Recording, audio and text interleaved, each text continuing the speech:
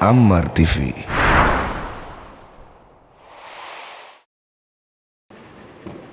Bismillahirrahmanirrahim. Assalamualaikum warahmatullahi wabarakatuh.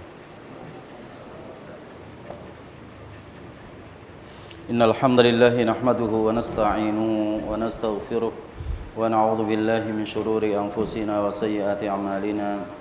Man yahdihillahu fala mudilla lahu wa man yudlil fala hadiya lahu.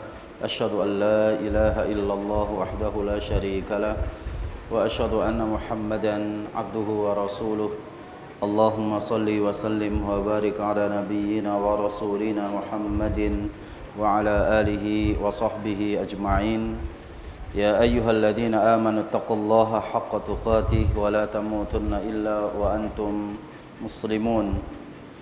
Ya ayyuhan nasu taqu rabbakum alladzi khalaqakum min nafsin wahidah wa khalaqa minha zawjaha wa batha minhuma rijalan katsiran wa nisaa'a wattaqullaha alladzi tasaaluna bihi wal arham innallaha kana 'alaikum raqiba. Ya ayyuhalladzina amanu taqullaha wa qulu qawlan sadida yuslih lakum a'malakum wa yaghfir lakum dhunubakum wa may yuti'illaha wa rasulahu faqad faza fawzan 'azima. Amma ba'du, fa inna asdaqal hadithi kitabullah wa khairal huda huda Muhammadin sallallahu alaihi wa alihi wasallam wa syarrul umuri muhdatsatuha wa kullu muhdatsatin bid'ah wa kullu bid'atin dhalalah wa kullu dhalalatin finnar, ay kama qala Rasulullah sallallahu alaihi wa alihi wasallam. Ikhwatal iman, bapak-bapak dan ibu-ibu, para jamaah sekalian yang dimuliakan Allah Subhanahu wa taala. Alhamdulillahirabbil alamin, kita panjatkan puji dan syukur kita kehadirat Allah atas limpahan nikmat dan juga karunia Allah yang begitu banyaknya untuk kita sekalian. Allah Subhanahu wa taala memerintahkan kepada kita untuk menghitung nikmat-nikmat Allah, dan nikmat Allah Subhanahu wa taala dihitung tapi tidaklah akan mampu seorang muslim untuk mampu menghitung akan segala macam nikmat Allah Subhanahu wa ta'ala. Termasuk adalah yang paling besar dari sekian banyak nikmat adalah hidayatut taufiq. Kita alhamdulillah ta'ala, Allah jadikan kita ini sebagai sebaik-baik manusia, khairul bariyah, karena kita termasuk adalah seorang muslim, seorang mukmin kepada Allah Subhanahu wa ta'ala. Jadi ini kita bersyukur kepada Allah Subhanahu wa ta'ala atas nikmat sunnah ini atau nikmat hidayah ini. Pertama, hidayatut taufik, kita berada di atas Islam.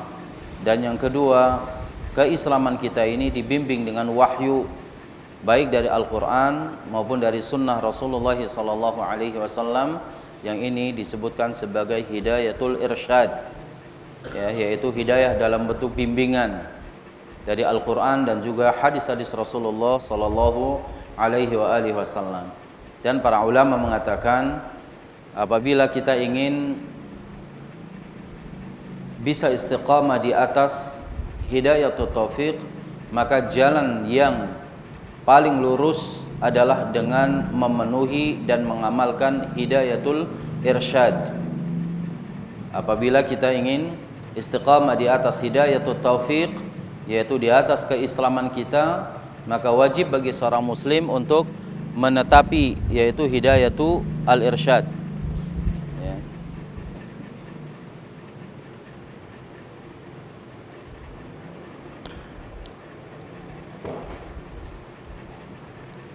Dan di antara bentuk hidayatul irsyad yang ini merupakan kewajiban kita bagi seorang muslim adalah mempelajari hadis-hadis Rasulullah sallallahu alaihi wa alihi wasallam.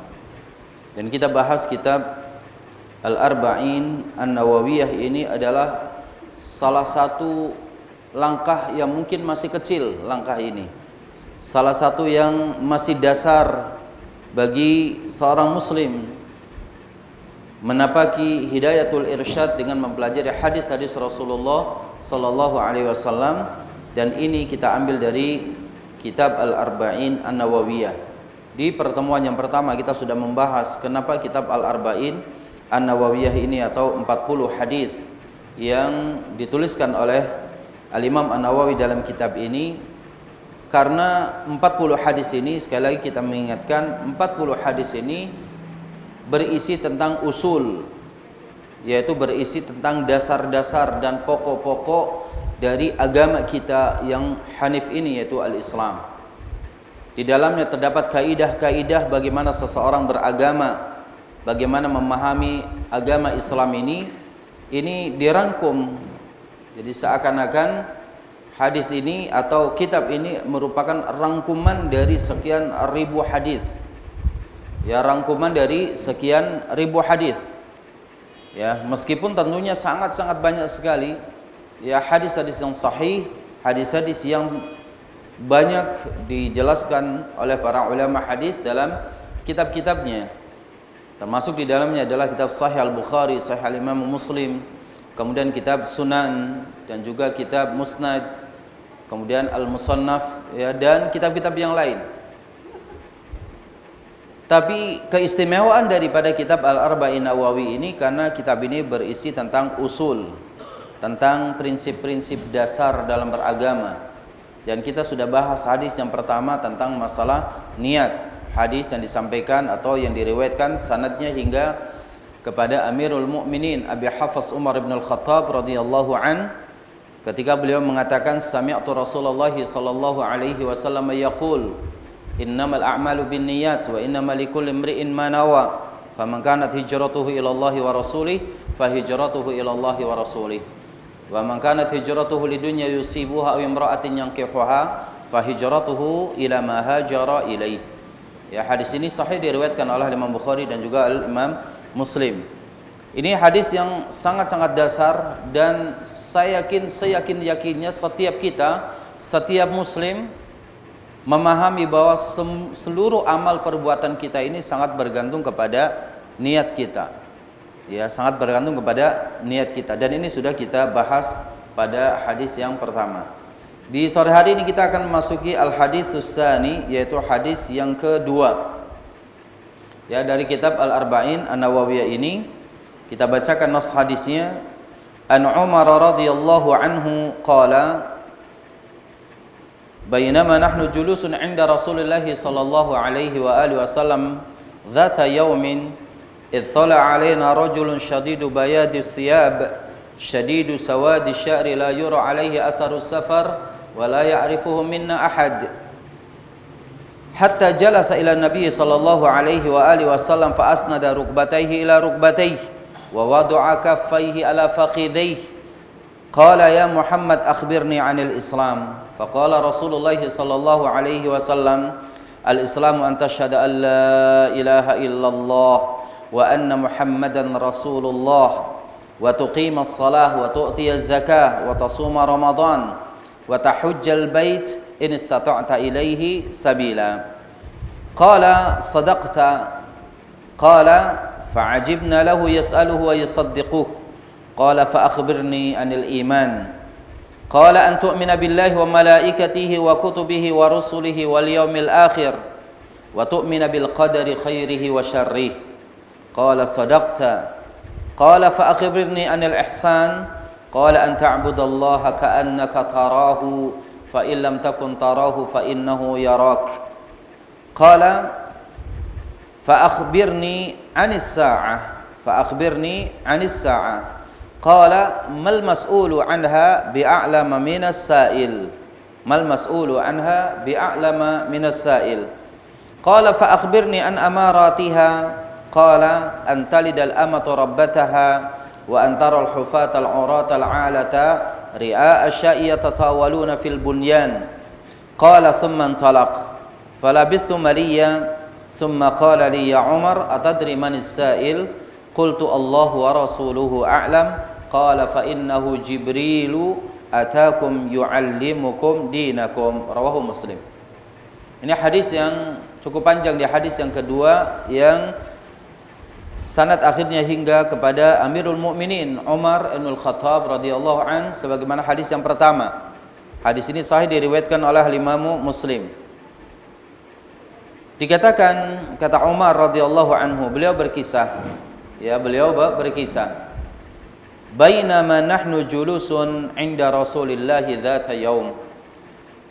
ketika kami sedang duduk di sisi Rasulullah pada suatu hari, ya, ketika kita duduk-duduk di sisi Rasulullah sallallahu alaihi wasallam, dzata yaumin, pada suatu hari, ittala'a alaina, tiba-tiba muncul kepada kita rajulun, seorang laki-laki, syadidu bayadus thiyab, sangat putih bajunya, syadidu sawadis sya'ri, sangat hitam rambutnya, la yura alaihi asarus safar, ya, tidak diketahui darinya bekas safar, bekas perjalanan.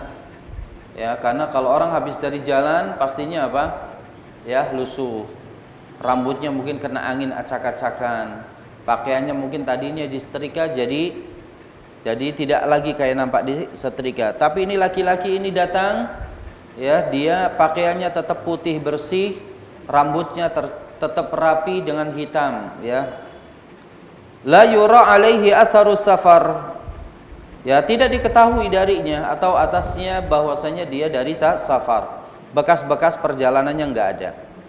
Wala ya'rifuhu minna ahad, dan seseorang pun di antara kita ini tidak ada yang mengenalinya. Kita tidak kenal siapa dia, tiba-tiba laki-laki ini, ya.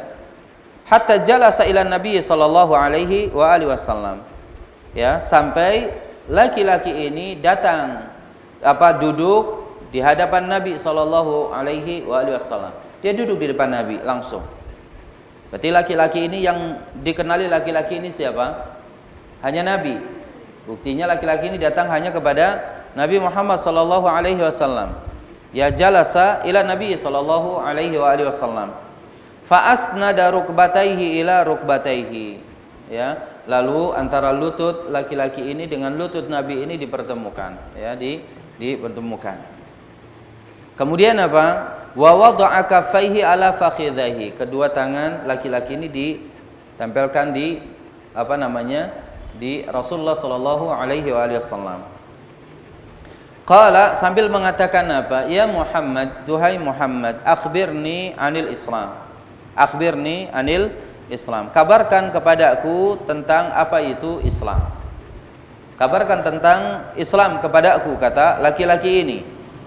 Faqala Rasulullah sallallahu alaihi wasallam, maka Rasulullah sallallahu alaihi wasallam bersabda atau berkata, al-Islam, yang namanya Islam itu antashhada an la ilaha illallah, engkau bersaksi bahwa tidak ada ilah yang berhak diibadahi dengan sebenarnya kecuali Allah, wa anna Muhammadan Rasulullah, dan engkau bersaksi bahwasanya Muhammad itu adalah utusan Allah.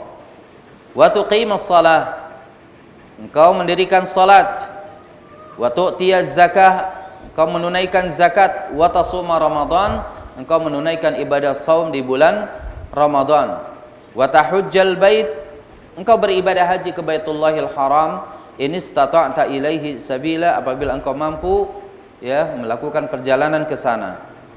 Qala, kemudian laki-laki ini mengatakan, setelah Rasulullah menjawab seperti ini, laki-laki yang di hadapan Rasul tadi mengatakan, shadaqta, engkau benar.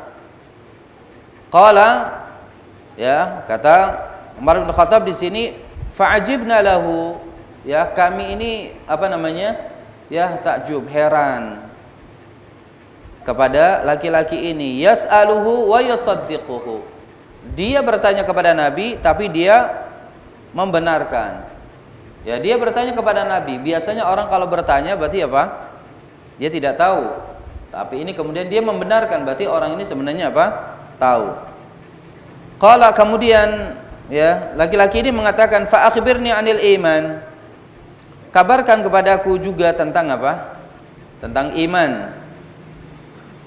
Tentang iman. Kalau tadi tentang Islam, sekarang tentang iman. Qala, kemudian Rasul mengatakan, iman itu adalah antu'mina billah, engkau beriman, engkau meyakini billah, yaitu kepada Allah Subhanahu wa taala, beriman kepada Allah, wa malaikatihi, beriman kepada malaikat-malaikatnya, wa kutubihi, beriman kepada kitab-kitabnya, wa rusulihi, beriman kepada rasul-rasulnya, wal yaumil akhir, beriman kepada hari akhir, wa tu'mina bil qadari khairihi wa syarri, dan engkau beriman dengan qadar, yang baik maupun yang buruk.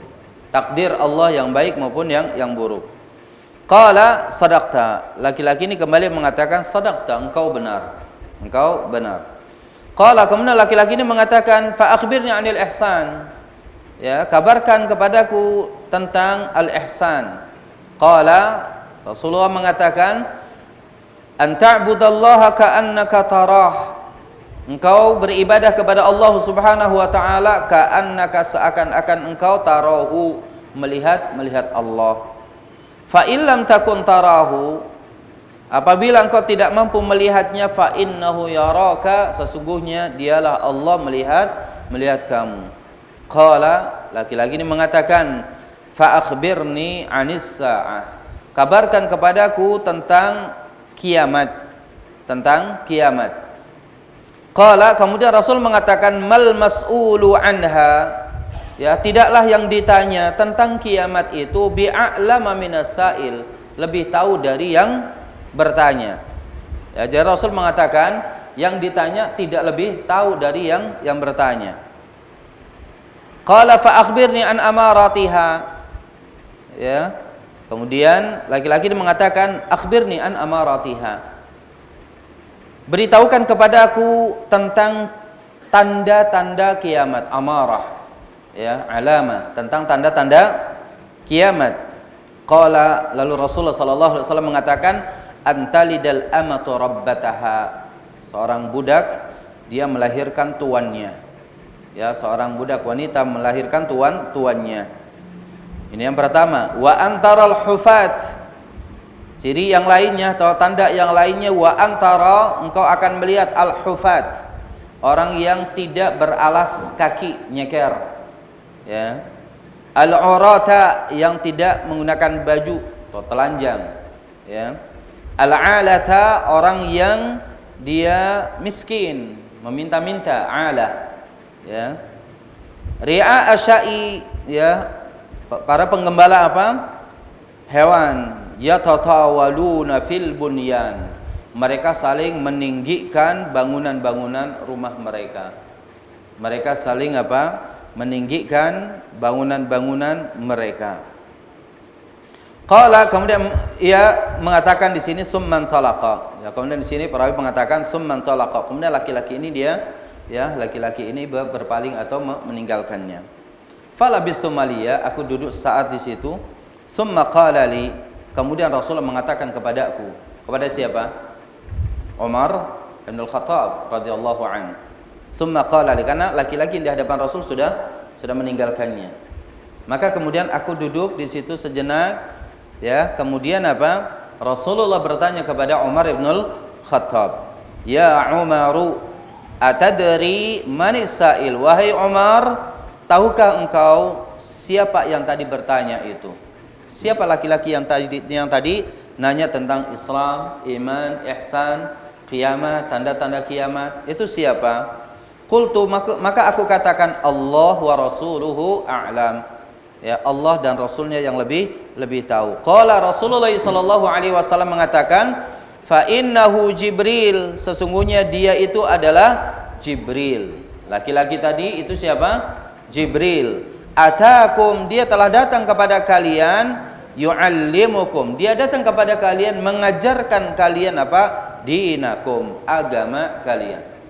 Ya. Ini hadis yang subhanallah, hadis yang kedua ini, hadis yang diletakkan oleh Imam An-Nawawi sebagai hadis yang kedua.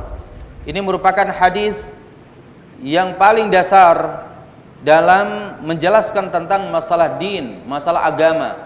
Yang tadi saya katakan ini adalah tentang usul, prinsip-prinsip dasar dalam agama kita, prinsip-prinsip dalam beragama. Maka tidaklah heran kalau seorang ulama Ibnu Daqiq Al-Aid rahimahullahu taala, beliau mengatakan apa? Hadza haditsun azim. Ini adalah hadis yang agung. Ini hadis yang agung.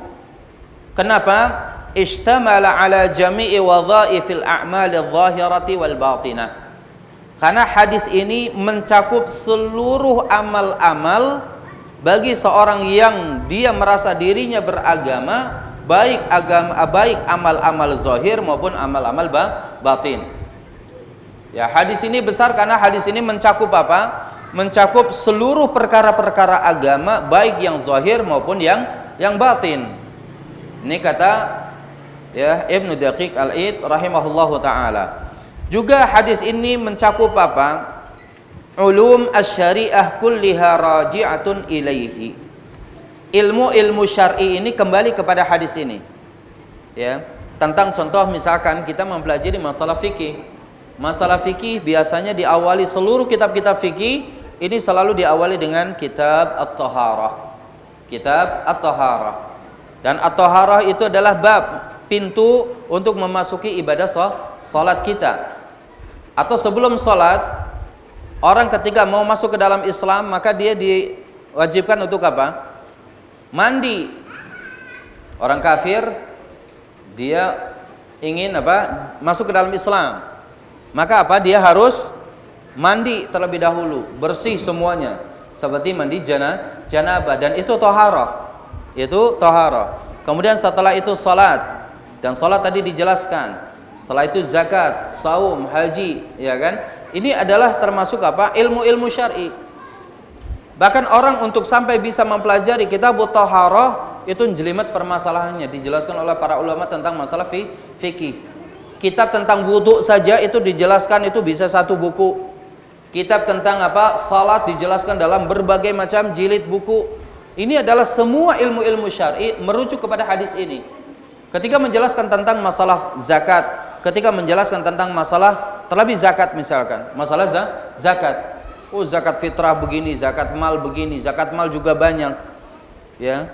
Terlebih nanti juga permasalahan apa? Masalah saum. Yang akan sesaat lagi kita akan masuk di bulan Ramadan. Ada saum wajib, ada saum sunnah, ada saum nazar, ya, dan ada mengqadha puasa dan macam-macam. Satu kitab sendiri penjelasan mengenai apa? Mengenai ilmu puasa. Apalagi masalah haji. Masalah haji. Antara hajinya, umrahnya, tata cara manasiknya, satu buku sendiri juga dibahas oleh para ulama. Maka pantaslah kata Al-Imam Ibnu Daqiq Al-Id rahimahullah taala, ulumus syariati, ilmu-ilmu syariah itu kembali kepada hadis ini. Semua merujuk untuk menjelaskan apa itu Islam. Apa itu Islam, ya. Dan itu semuanya nampak. Itu semuanya nampak, ilmu yang nampak, yang memang dipelajari amal-amalnya. Semuanya terlihat oleh kita. Kemudian juga cabang-cabangnya, mutasyaibatun minhu, cabang-cabang semua ilmu dibahas di situ. Salat ada yang sunnah, ya, nggak mungkin orang melakukan sunnah kecuali dia sempurna melakukan yang wajib. Nggak mungkin orang melakukan puasa yang sunnah kecuali puasa yang wajib dia tunaikan. Tertipu orang kalau dia rajin Senin dan Kemisnya, ya, ayamul bidnya, puasa Nabi Daudnya, giliran di bulan Ramadan dia nggak puasa. Ini orang ini salah. Dia rajin qiyamul lail tapi sholat 5 waktunya terbengkalai. Nggak mungkin seorang muslim seperti itu. Ya kan? Maka cabang-cabang daripada ilmu ini semuanya merujuk juga ke hadis ini. Ya. Di sini dikatakan lima tadammanahu min jam'ihi ilmu sunnah. Seakan-akan ini adalah himpunan daripada ilmu sunnah itu ada pada hadis ini. Fahuwa kal Ini seperti apa? Induknya bagi sunnah ini adalah hadis ini. Kalau ummul Quran apa? Al-Fatihah. Ummul Quran Al-Fatihah. Tapi ummus sunnah adalah hadis yang kedua ini. Kata siapa? Al-Imam Ibnu Daqiq Al-Id. Ummul Quran Al-Fatihah. Bukan berarti bahwa orang cukup seumur hidupnya belajar Al-Fatihah saja, enggak. Ya kan? Tidak seperti itu. Tapi setiap huruf di dalam ayat Al-Quran sampai dan Al-Fatihah sampai An-Nasnya semuanya berpahala. Kita membacanya semuanya berpahala dan semuanya hudan, petunjuk. Akan tetapi semua itu kalau kita mau merangkumnya dengan menjalankan Al-Quran secara utuh, surat Al-Fatihah itu disebutkan oleh para ulama adalah Ummul Quran. Di dalamnya ada perintah bagi kita untuk apa? Ya, untuk menetapi akidah yang sahih. Di dalamnya ada perintah untuk beribadah. Di dalamnya ada akhlak, ada adab, ada muamalah dan macam-macamnya. Ya, ini Ummul Quran yaitu Al-Fatihah. Adapun Ummus Sunnah adalah hadis yang kedua ini, yaitu yang sering disebut dengan hadis Jibril.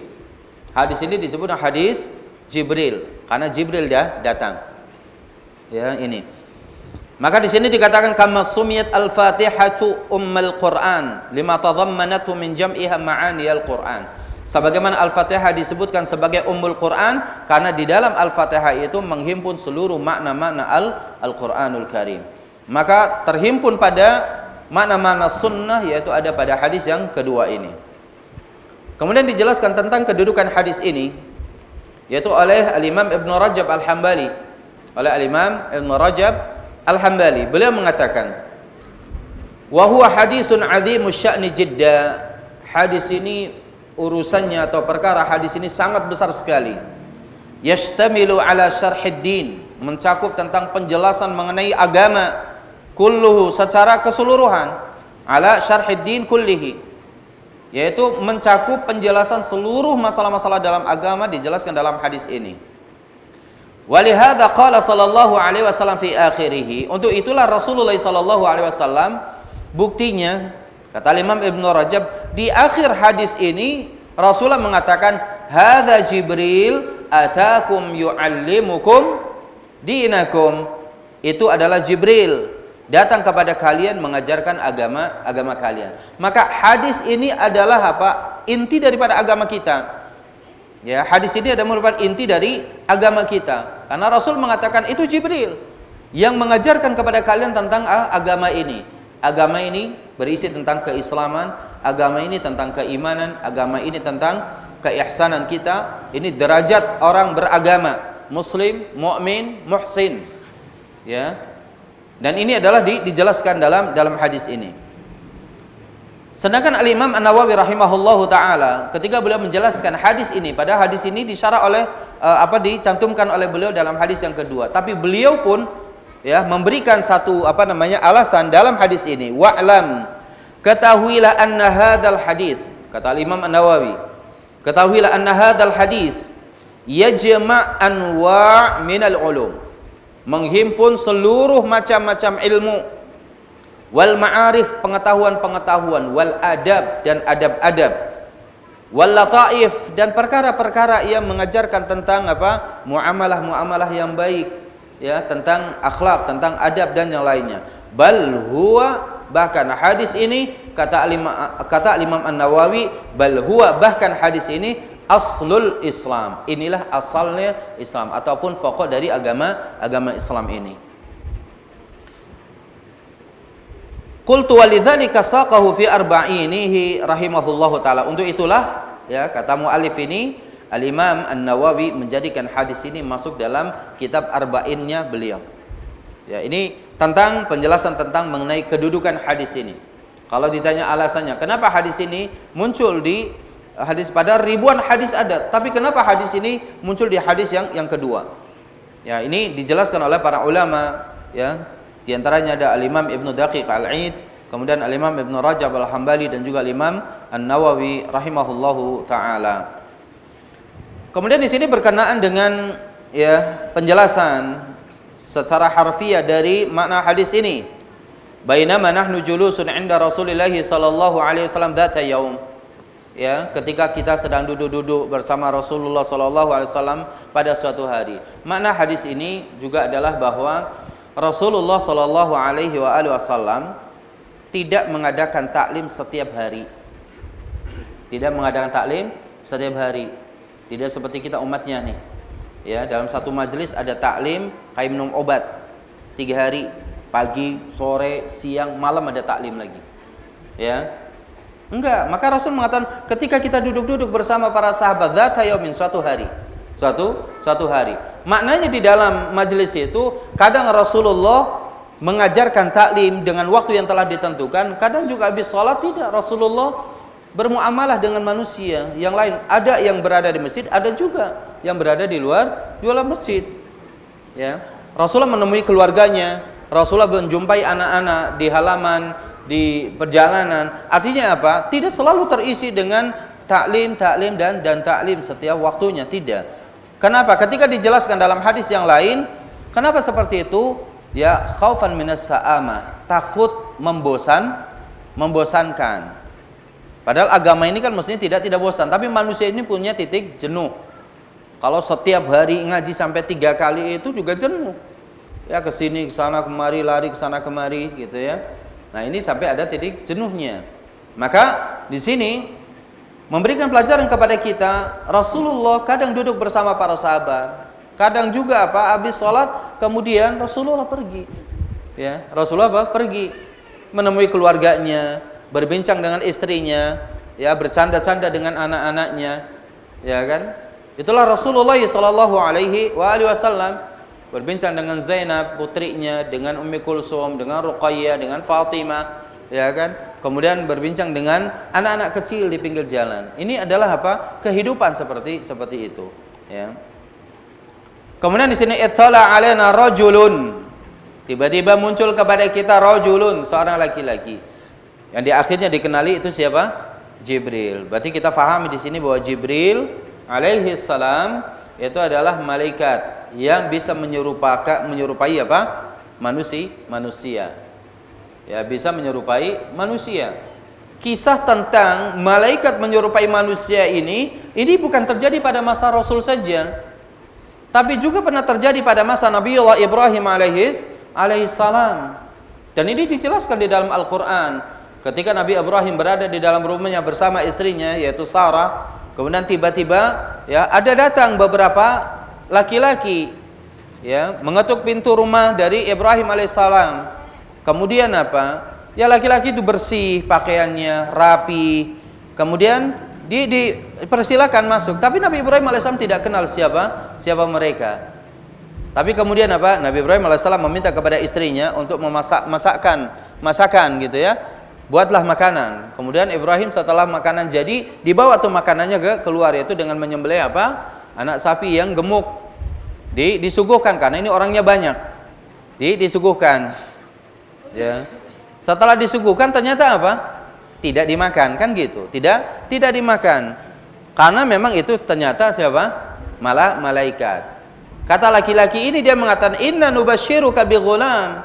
Kita ingin mengkabarkan kepadamu wahai Ibrahim bahwasanya kamu akan mendapatkan seorang anak.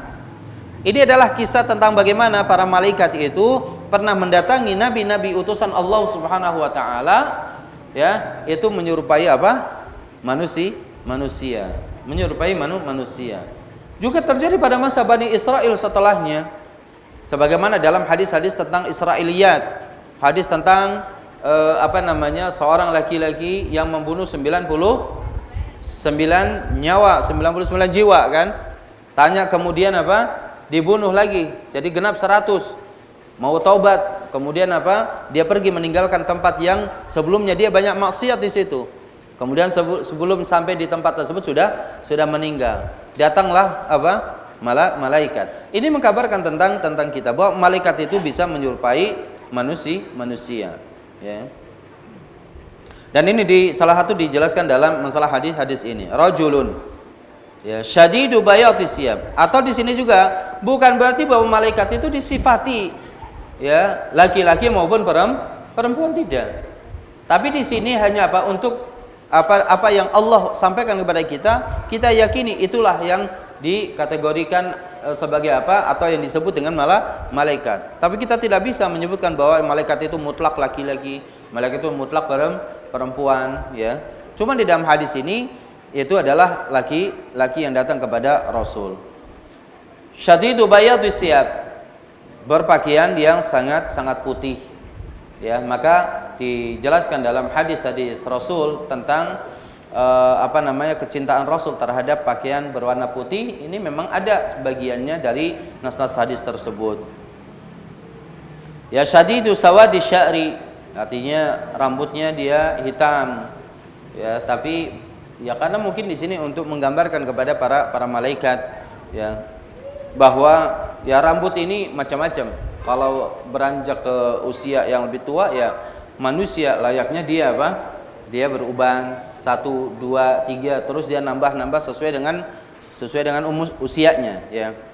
Baik, ini hanya sekedar untuk menjelaskan itu. La yura alaihi asarus safar, tidak diketahui bahwasanya dia itu orang yang bekas safar, wala ya'rifuhu minna ahad, dan kita juga tidak mengenali dia, ya, mengenali dia. Hatta jalasa ila Nabi sallallahu alaihi wasallam, sampai dia datang kepada Nabi.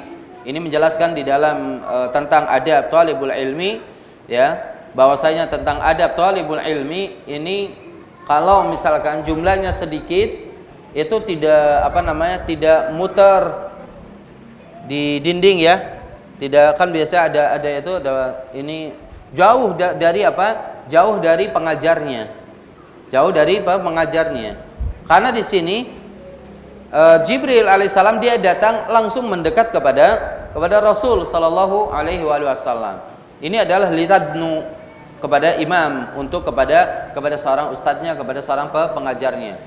Maka di pendidikan kita, ya, di pengajar-pengajar di lembaga pendidikan itu memang diarahkan murid itu ketika masuk ke kelas itu suruh pada di depan. Depan penuh baru belakang terus, seperti itu. Tidak menjauh. Kecuali memang sudah sudah padat, enggak dapat tempat lagi, baru silakan di belakangnya. Ini sebagaimana yang dijelaskan dalam nas hadis ini. Ya, kemudian di sini menjelaskan tentang Islam. Apa itu al-Islam? Apa itu al-Islam? Secara bahasa, al-Islam itu adalah ketaatan, al-inqiyad, ya. Al-Islam adalah wal istislam, ini sama, al-Islam wal istislam, yaitu menyerahkan diri, ya, ketundukan atau kepasrahan, ini adalah al-Islam. Wa fi syar'i, dan secara syar'i Islam itu adalah idharul khudu' wa idharus syariah waltizamu ma ata bihi Nabi sallallahu alaihi wasallam. Islam itu adalah, ya, mengerahkan seluruh ketundukan kita, kemudian juga menampakkan syariat kita dan komitmen terhadap apa yang dibawa oleh Rasulullah sallallahu alaihi wasallam. Ya, jadi apa yang telah Allah dan Rasulnya sallallahu alaihi wasallam ajarkan kepada kita, itu kita tunduk pasrah terhadap apa yang disampaikan oleh Allah dan Rasulnya sallallahu alaihi wasallam. Ini adalah hakikat daripada Islam. Wa fil hadis alladhi baina aidina, dan hadis yang ada di hadapan kita itu hadis yang kedua ini, Allah Subhanahu wa taala menjelaskan, atau Rasulullah sallallahu alaihi wasallam di sini menjelaskan tentang bagian-bagian daripada Islam itu sendiri, amaliyah di dalam Islam. Di antaranya adalah ada amal jawarih, yaitu amal zahir yang anggota tubuh kita melakukannya, dari lisan kita, kemudian tubuh kita, harta kita, sampai kemudian amaliyah ibadah gabungan antara harta dengan fisik. Ini semuanya termaktub di dalam Islam. Di sini dijelaskan fatalaffuz bisyahadataini, melafazkan dua kalimat syahadat. Ketika Rasul mengatakan al-Islam antasyhada alla ilaha illallah, engkau memberikan kesaksian. Memberikan apa? Kesaksian. Maka dengan apa? Dengan lisan kita. Ya, dengan lisan kita. At-talaffuz bisyahadataini, melafazkan dengan dua kalimat syahadat. Kalau ada orang yang dia misalkan dia masuk ke dalam Islam, maka di awal dia harus apa? Melafazkan asyhadu alla ilaha illallah wa asyhadu anna muhammadan rasulullah. Apabila dia mampu berbicara, maka lafazkan kalimat syahadat ini sebagai bukti bahwa Anda itu adalah muslim. Ya, tidak cukup hanya dengan dalam hatinya. Kalau itu di awal-awal dia masuk ke dalam Islam, persaksikan kepada orang dengan lisan Anda bahwa Anda memberikan kesaksian bahwa saya tidak ada ilah yang berhak diibadahi dengan benar kecuali Allah Subhanahu wa taala, dan Anda juga memberikan kesaksian bahwa Muhammad adalah utusan Allah. Karena kalau misalnya cukup dalam hati saja sebelum dia terucapkan dengan lisan, padahal itu awal keislaman dia, maka saya cukup dalam hati aja. Enggak, kita pengen tahu. Jangan-jangan apa? Ada tambahan kalimat syahadatnya, kan begitu. Ya, karena dalam hati aja dia, jangan-jangan ada tambahan kalimat syahadatnya, wa anna Mirza Ghulam Ahmad nabiyullah. Ya, Mirza Ghulam Ahmad Nabiullah. Ini kan bahaya. Ya, maka ini harus dilafadzkan. Kemudian juga dikatakan at-talaffuz bisyahadatain, melafadzkan syahadatain itu amalul lisan. Itu amalnya lisan kita. Ya. Maka ini jawarih, anggota tubuh. Was-salatu was-saum amalun badani. Salat dan puasa itu adalah amal badan. Salat dan puasa itu amal anggota badan kita. Wa zakatul mal, dan berzakat dengan harta kita amalun mali, yaitu amal harta, nampak juga dia zahir. Kemudian apa? Wal hajj. Sekarang haji. Haji itu adalah amalun badaniyun maliyun. Amal badan dan juga apa? Harta. Karena memang perjalanan yang ke haji ini adalah berat. Hartanya juga harus keluar banyak. Ada orang melakukan ibadah haji sekarang 40 juta, 50 juta, 80 sampai 100 juta. Jadi harta juga harus keluar orang untuk melakukan ibadah haji. Dan ini adalah apa? Ibadah zahir yang nampak. Tapi kemudian setelah itu di sini dikatakan wa mimma yashhadu anna kullal wajibat dakhilatun fi musamma al-Islam. Di antara bukti dalil yang lain bahwasanya seluruh kewajiban-kewajiban itu masuk dalam kategori Islam, artinya seorang muslim melakukan kewajiban-kewajiban sebagai bukti bahwa dia itu adalah muslim, adalah hadis apa? Hadis Rasulullah sallallahu alaihi wasallam ketika Rasulullah bersabda, al-muslimu man salimal muslimuna min lisanihi wa yadihi. Hadis yang sahih diriwayatkan oleh Imam Muslim. Seorang muslim itu adalah apa? Man salimal muslimun, di mana orang muslim lainnya merasa apa? Merasa aman, selamat. Min lisanihi wa yadi, dari lisan kita dan juga dari anggota tubuh kita, dari tangan kita. Jadi kalau muslim itu harus apa? Secara zahirnya juga dia menampakkan saya ini muslim. Sekarang ini banyak orang muslim ingin menyembunyikan status keislamannya. Ya, ketika dia memasuki tempat-tempat yang mall misalkan ya. Ada yang tadinya kalau di luar dia pakai baju koko, kemudian pakai peci, pakai apa, masuk mall malu dia. Malu, pecinya dilepas, baju kokonya diganti dengan kaos. Dia malu menampakkan apa? Keislamannya dia. Padahal itu harus apa? Izharus syariah, menampakkan. Bukan berarti yang pakai kaos juga bukan muslim, tidak. Tapi jangan sampai kemudian melepaskan ganti baju keislaman yang ciri keislaman seseorang, kemudian berganti dengan apa yang lain untuk menutupi dirinya, menutupi keislamannya. Dan ini terkadang juga terjadi bukan di masyarakat kita.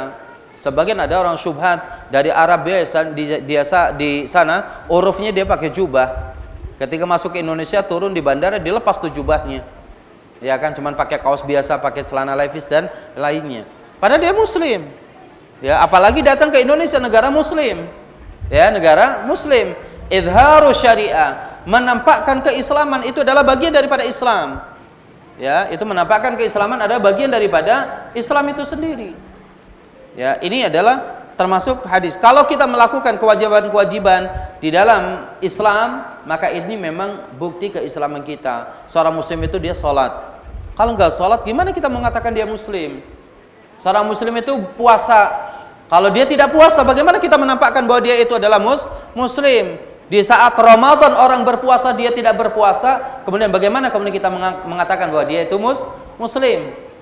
Dia mampu, tidak umroh, tidak haji, bagaimana menampakkan bahwa dia itu adalah muslim? Muslim harus ditunjukkan dengan apa? Melakukan al-wajibat, perkara-perkara yang wajib harus ditunaikan oleh kita.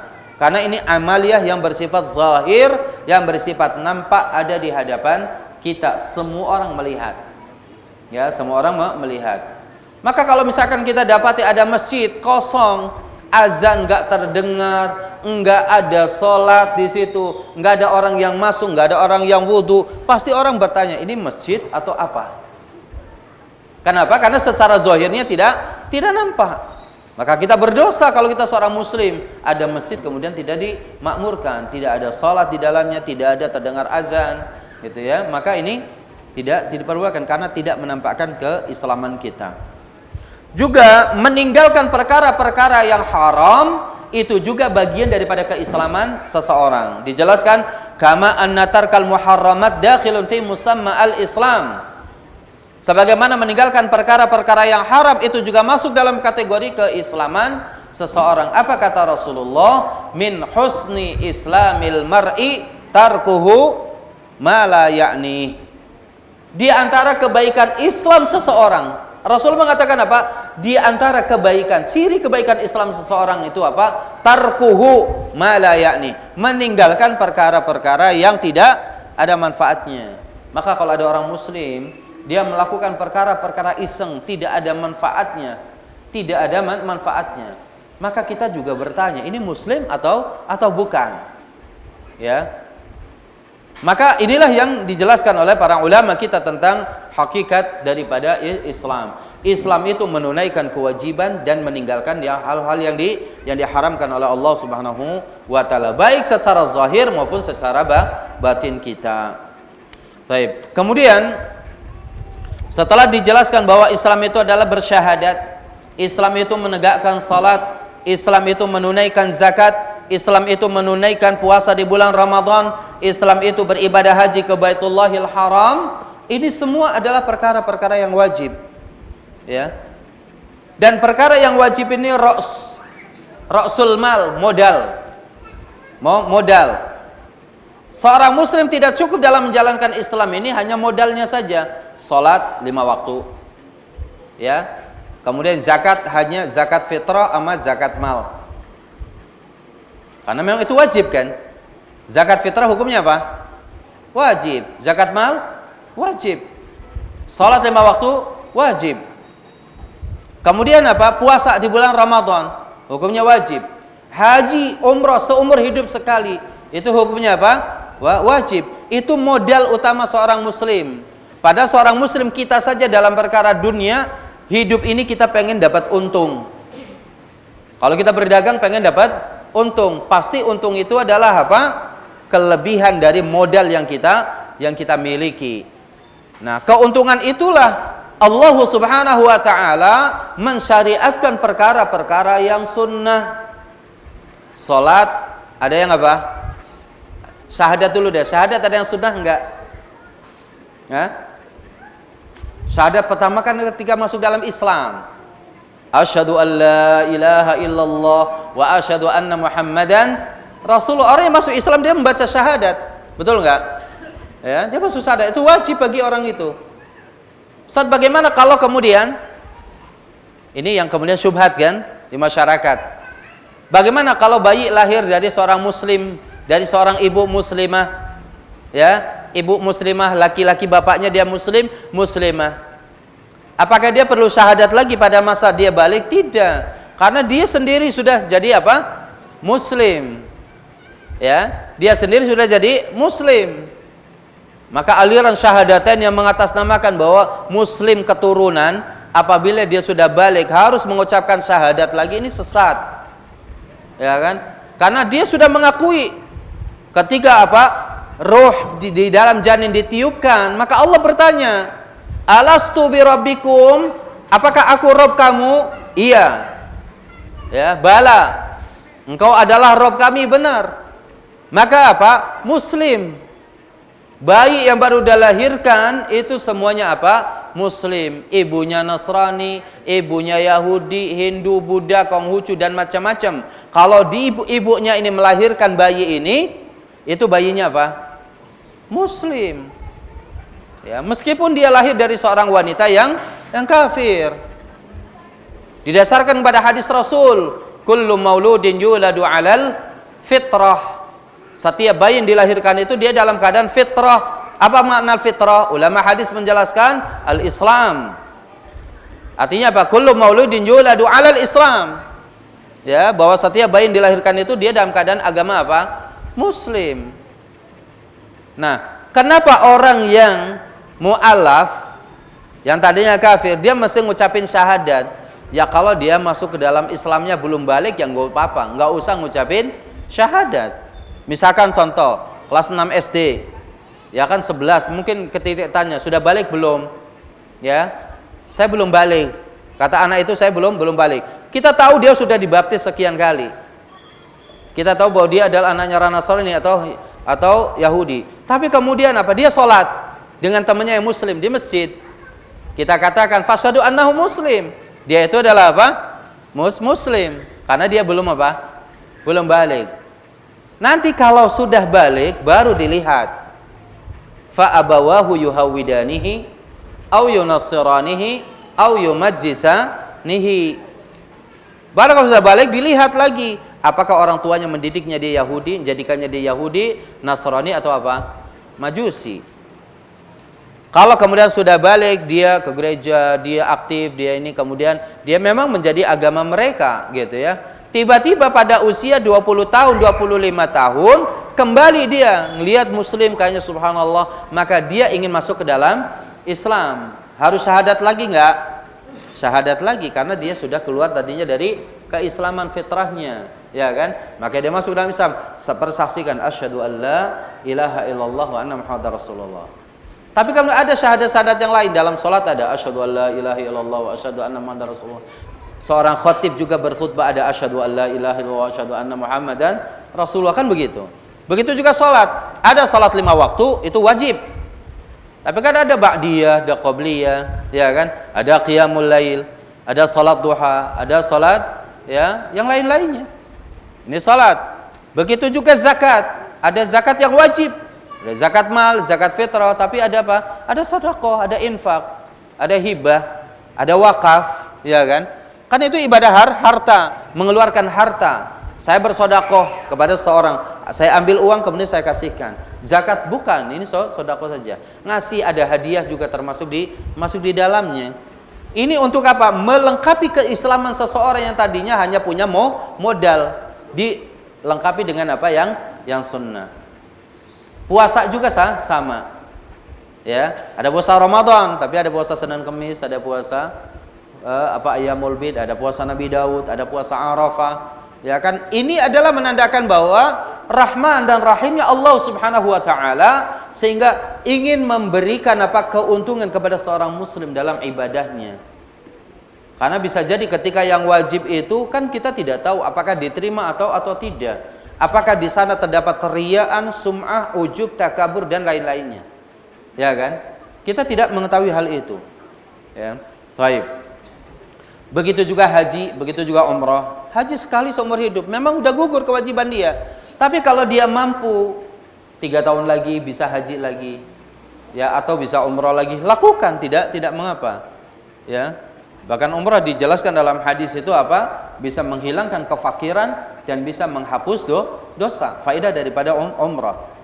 Tanfil qir, ya, khabasal hadid. Ya, dia apa? Bisa menghilangkan apa? Kefakiran, al-faqr, tanfil faqr. Menghilangkan kefakiran. Sebagaimana apa karat pada besi dihilangkan. Itu umrah. Sekali itu ketika pertama kali, tapi yang kedua ketiga kali boleh seorang muslim. Ini adalah apa? Ingin mendapatkan apa? Keuntungan dari modal yang dia miliki. Inilah Islam. Ya, inilah Islam. Tapi kemudian juga tentunya dalam masalah keislaman ini masih sangat panjang berkaitan dengan masalah muamalat, masalah adab, masalah akhlak, ya, ini dan lain-lainnya. Dijelaskan tentang keislaman ini. Maka ketika malaikat ini bertanya kepada Rasulullah SAW, bertanya tentang keislaman dan dijawab oleh Rasulullah, Islam itu memang ini intinya. Itu dijelaskan adalah intinya, pokoknya. Maka sadaqta, engkau benar. Ya, engkau benar.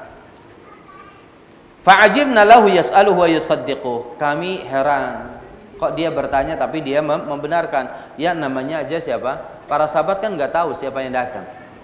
Ya, kan taunya itu Jibril kan dikasih tahu di akhir dalam hadis ini. Tapi kemudian yang kedua poin yang penting juga adalah masalah al-iman.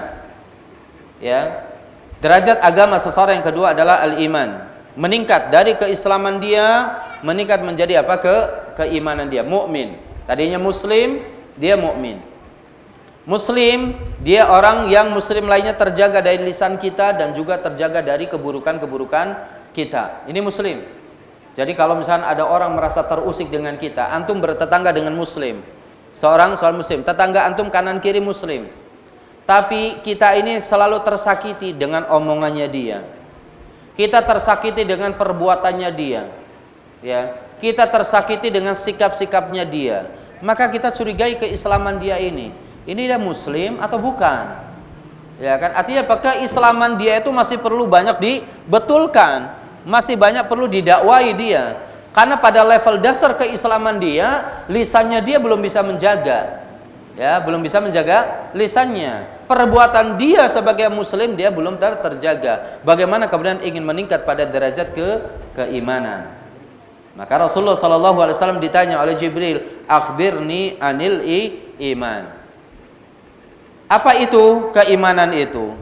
Nah, dijelaskan oleh Rasulullah SAW, ya, kalau tadi Islam adalah ini pokok-pokoknya yang disebut dengan arkanul Islam. Kemudian masalah keimanan inilah yang disebut dengan arkanul iman. Rukun Islam ada 5 di sini. Rukun iman di sini dijelaskan. Apa itu iman? Antu'mina billah. Ya, engkau beriman kepada Allah Subhanahu wa taala. Beriman kepada malaikatihi, para malaikatnya. Beriman kepada kutubihi, kitab-kitab Allah Subhanahu wa taala. Bukan hanya beriman kepada Al-Qur'an, tapi beriman kepada kitab-kitab Allah Subhanahu wa ta'ala yang telah Allah turunkan sebelum Al-Qur'an. Alladzina yu'minuna bima unzila ilaika wa ma unzila min qablik. Itu dalil di surat Al-Baqarah, ya. Wa rusulihi, beriman kepada para rasulnya, bukan hanya beriman kepada nabi kita Muhammad, tapi beriman kepada 124.000 nabi.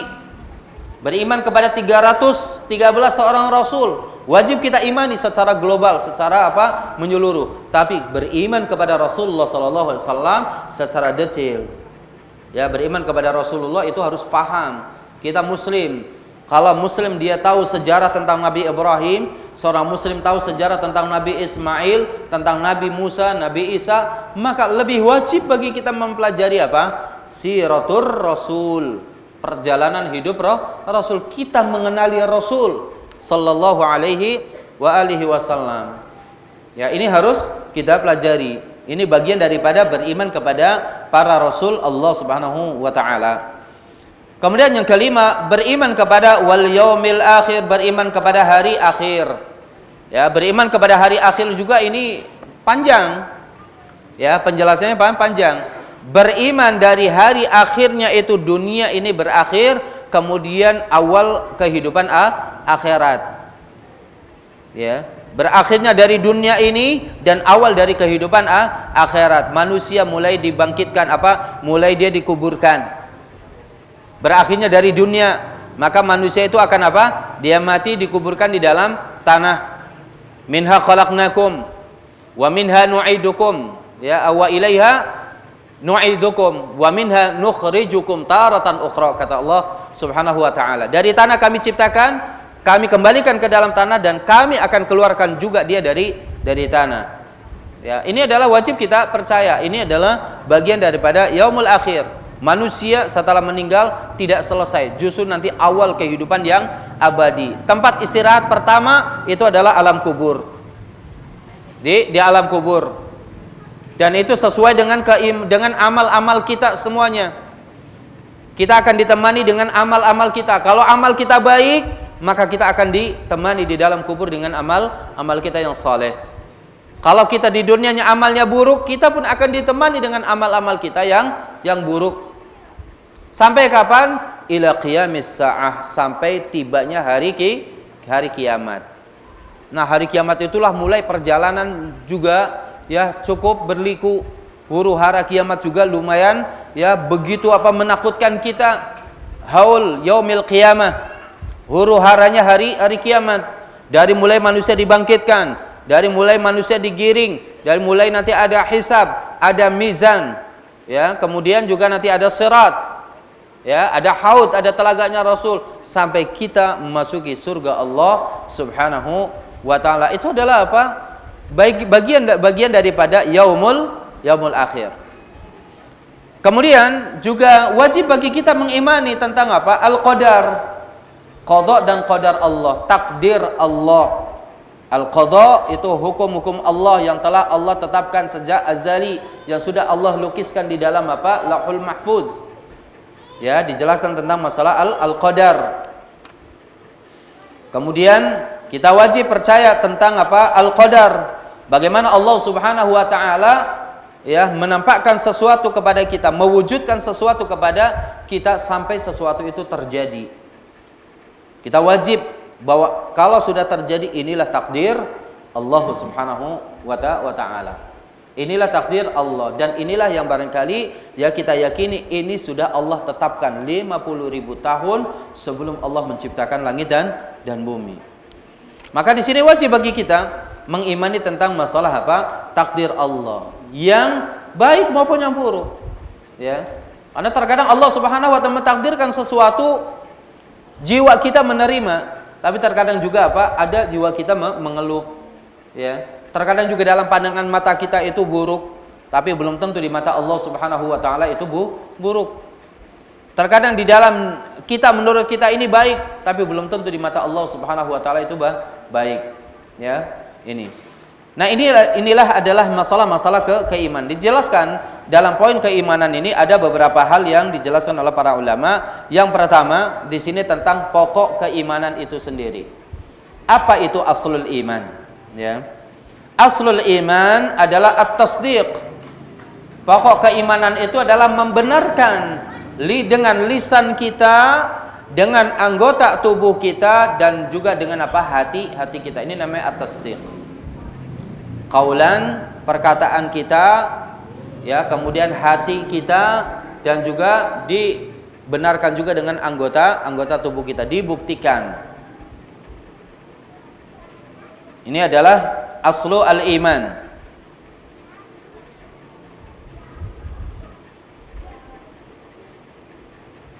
Kemudian terkadang di sini juga dijelaskan tentang masalah aslul iman.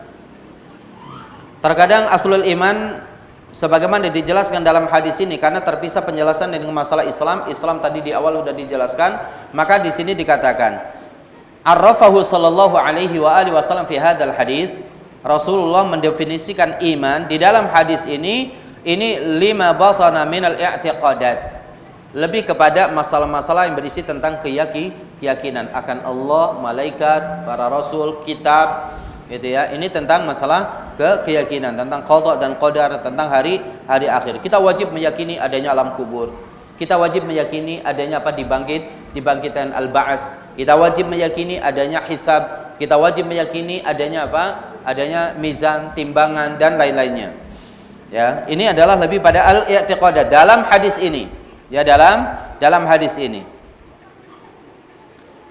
Sedangkan yang dimaksudkan secara umum al-iman yang tadi namanya at-tasdiq, itulah yang wa ma'arrafahu alaihi ahlus sunnati wal jamaah, yang difahami oleh ahlus sunnah wal jamaah. Yang namanya iman itu qaulun wa amalun wa niyatun. Qaulun, perkataan, lisan, ya harus ngomong lisan kita. Niat ini adalah hatinya, kita harus membenarkan. Wa amalun, dan anggota tubuh kita harus membuktikan. Ya, kalau ada seorang muslim dia meyakini salat itu wajib, hanya lisannya saja. Hanya lisannya saja. Iya, saya tahu salat itu wajib. Tapi sudah dia pergi meninggalkan salat, tidak pernah mau salat. Ya. Maka bisa jadi dia apa? Hilang keimanan dia pada saat itu. Karena apa? Mestinya iman itu adalah dia bergandeng tiga. Lisannya dia mengucapkan, hatinya dia membenarkan, anggota tubuhnya dia membuktikan. Ya, maka al-amal itu minal iman. Al-amal minal iman. Amal perbuatan kita itu bagian dari keimanan. Salat kita ini bukti keimanan. Puasa bukti keimanan. Maka coba lihat ketika Allah Subhanahu wa taala berfirman tentang puasa, ya ayyuhalladzina amanu kutiba alaikumus syiyam. Ya ayyuhalladzina amanu kutiba alaikumus syiyam. Allah katakan, wahai orang yang beriman, telah diwajibkan kepada kalian apa? Berpuasa, saum. Dan puasa ini adalah amal. Amal ini adalah bukti keimanan seseorang yang Allah serukan, ya ayyuhalladzina amanu. Ya. Baik.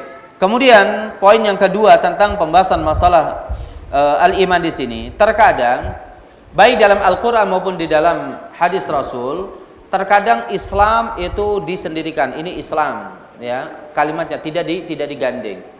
Terkadang itu iman.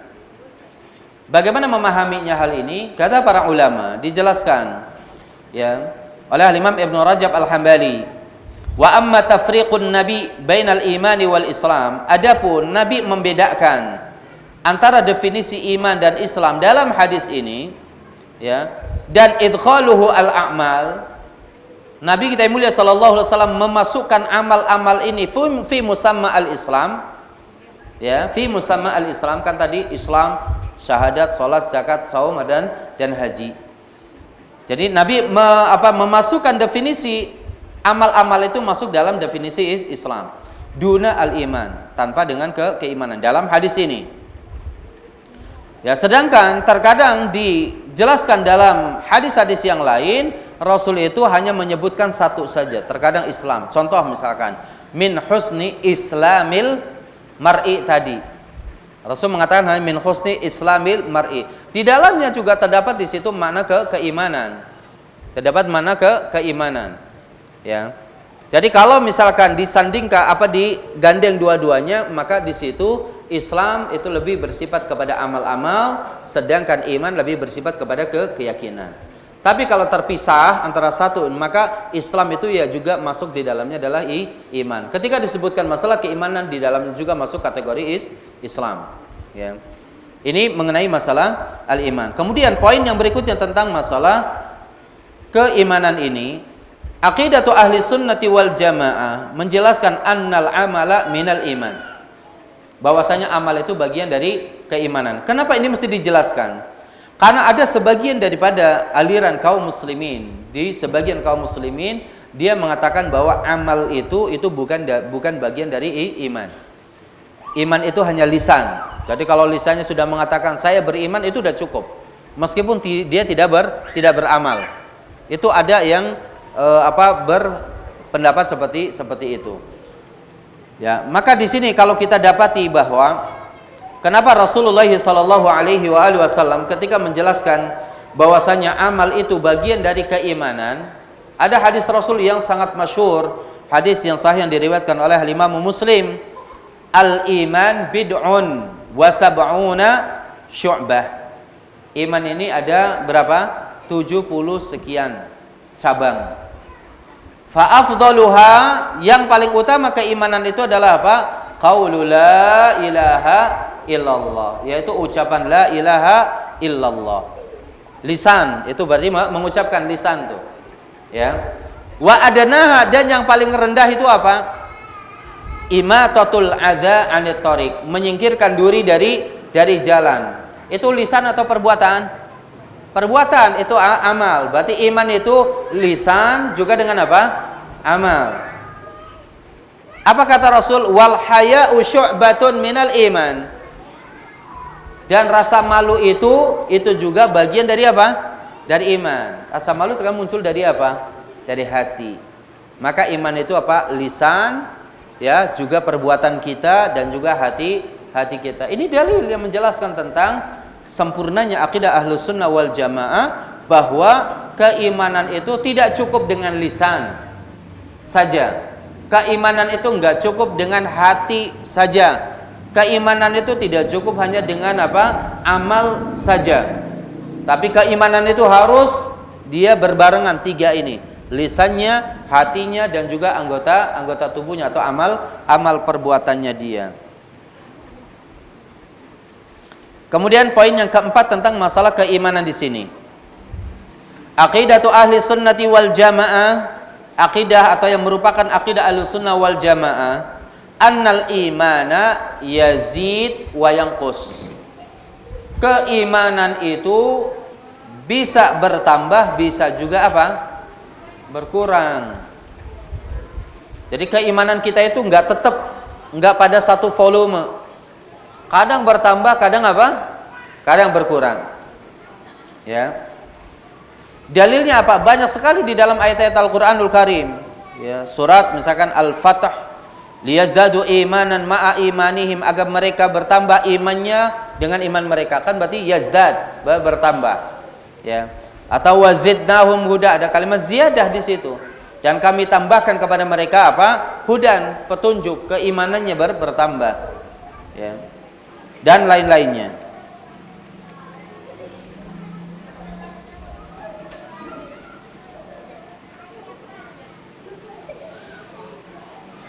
Taib.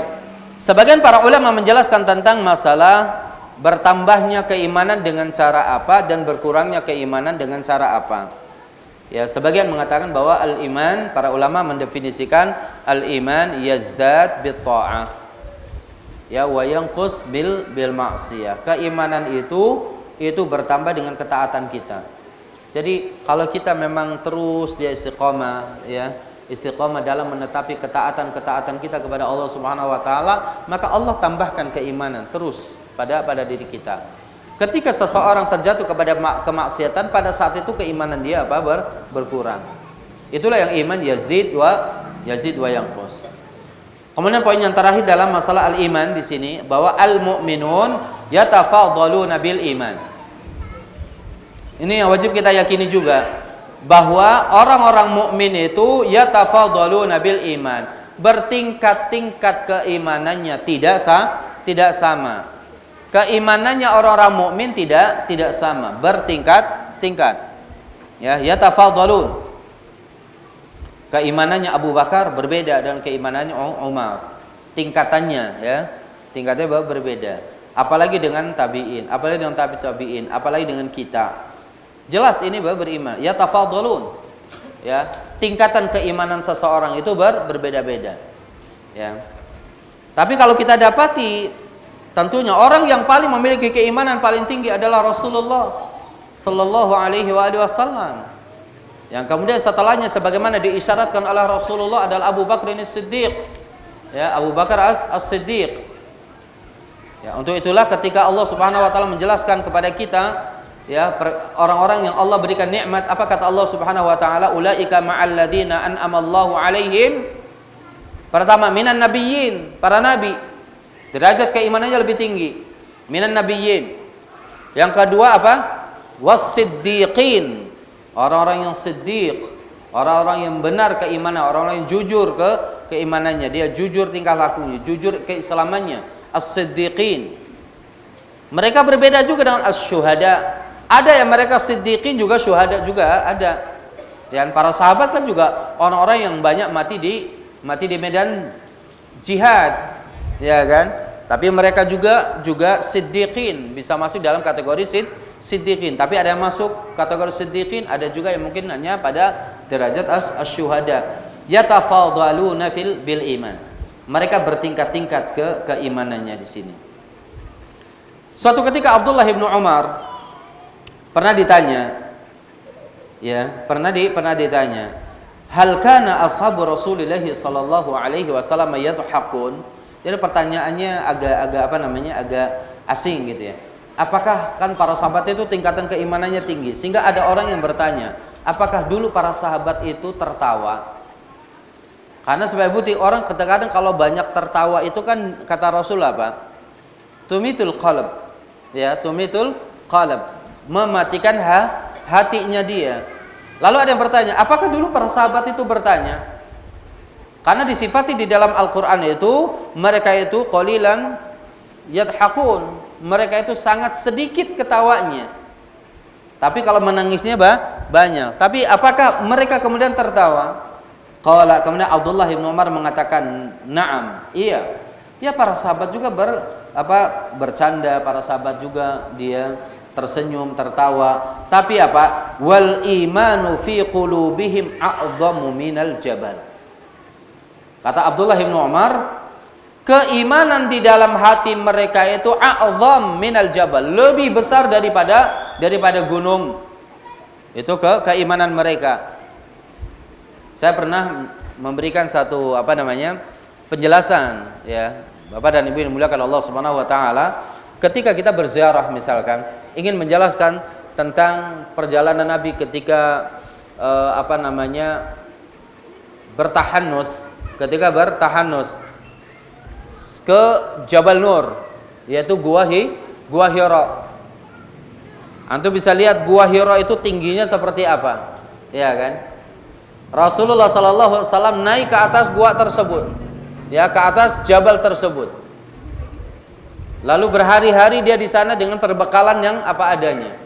Kalau udah habis turun lagi untuk melihat mencari tahu ini umat ini mau dikemanakan.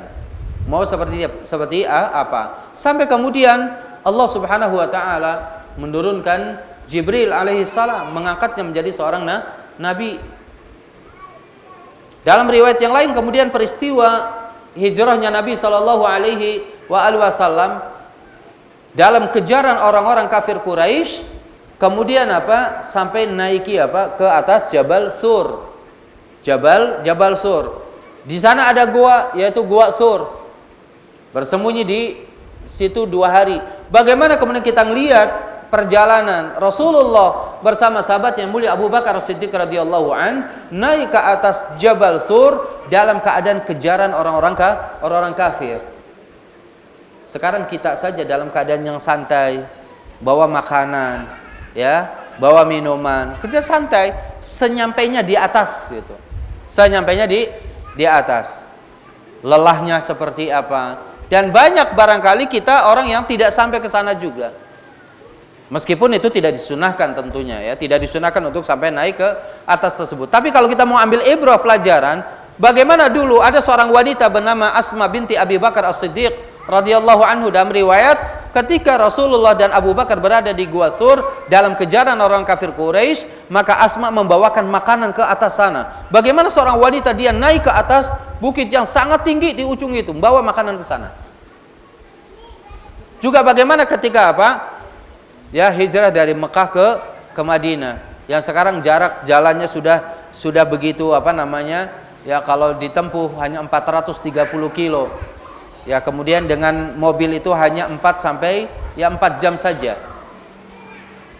Bagaimana dulu ketika Rasulullah sallallahu alaihi wasallam berhijrah dari Mekah ke Madinah? Maka ini namanya yatafadhaluna bil iman. Ya, bertingkat keimanan mereka tidak sama dengan kita. Ya, lebih tinggi.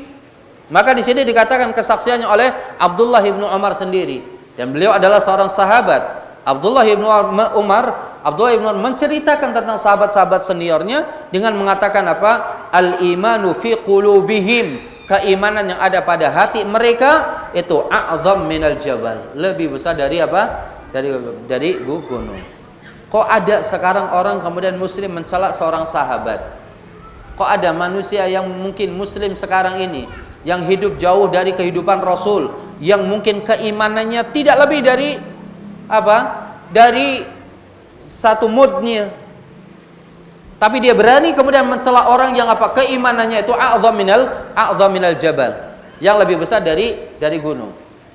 Ada orang sekarang dia mencela, dengan enaknya dia mudah mencela Muawiyah bin Abi Sufyan, dengan mudahnya dia mencela Abu Bakar As-Siddiq, dengan mudahnya dia mencela Umar. Man Anda? Siapa Anda? Siapa kamu? Sampai mencela seorang sahabat yang Allah Subhanahu wa taala berbicara langsung kepada mereka. Ya. Banyak Allah Subhanahu wa taala, karena sebab mereka Allah turunkan ayat.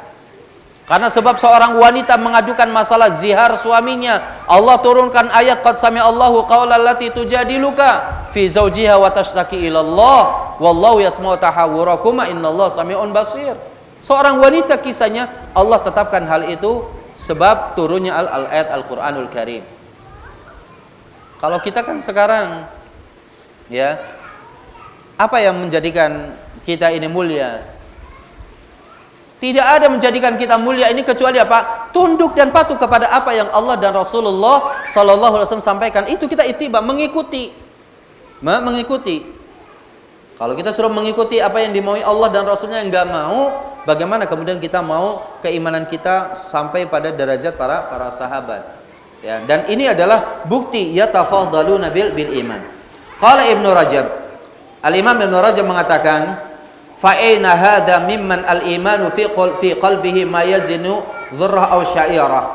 Ya, bagaimana, dari mana atau kita ini dibandingkan dengan para sahabat yang keimanan kita mungkin tidak lebih dari satu biji zurrah, ya, zarrah kecil, dibandingkan dengan keimanan para sahabat yang a'zam minal jabal. Ini kan luar biasa.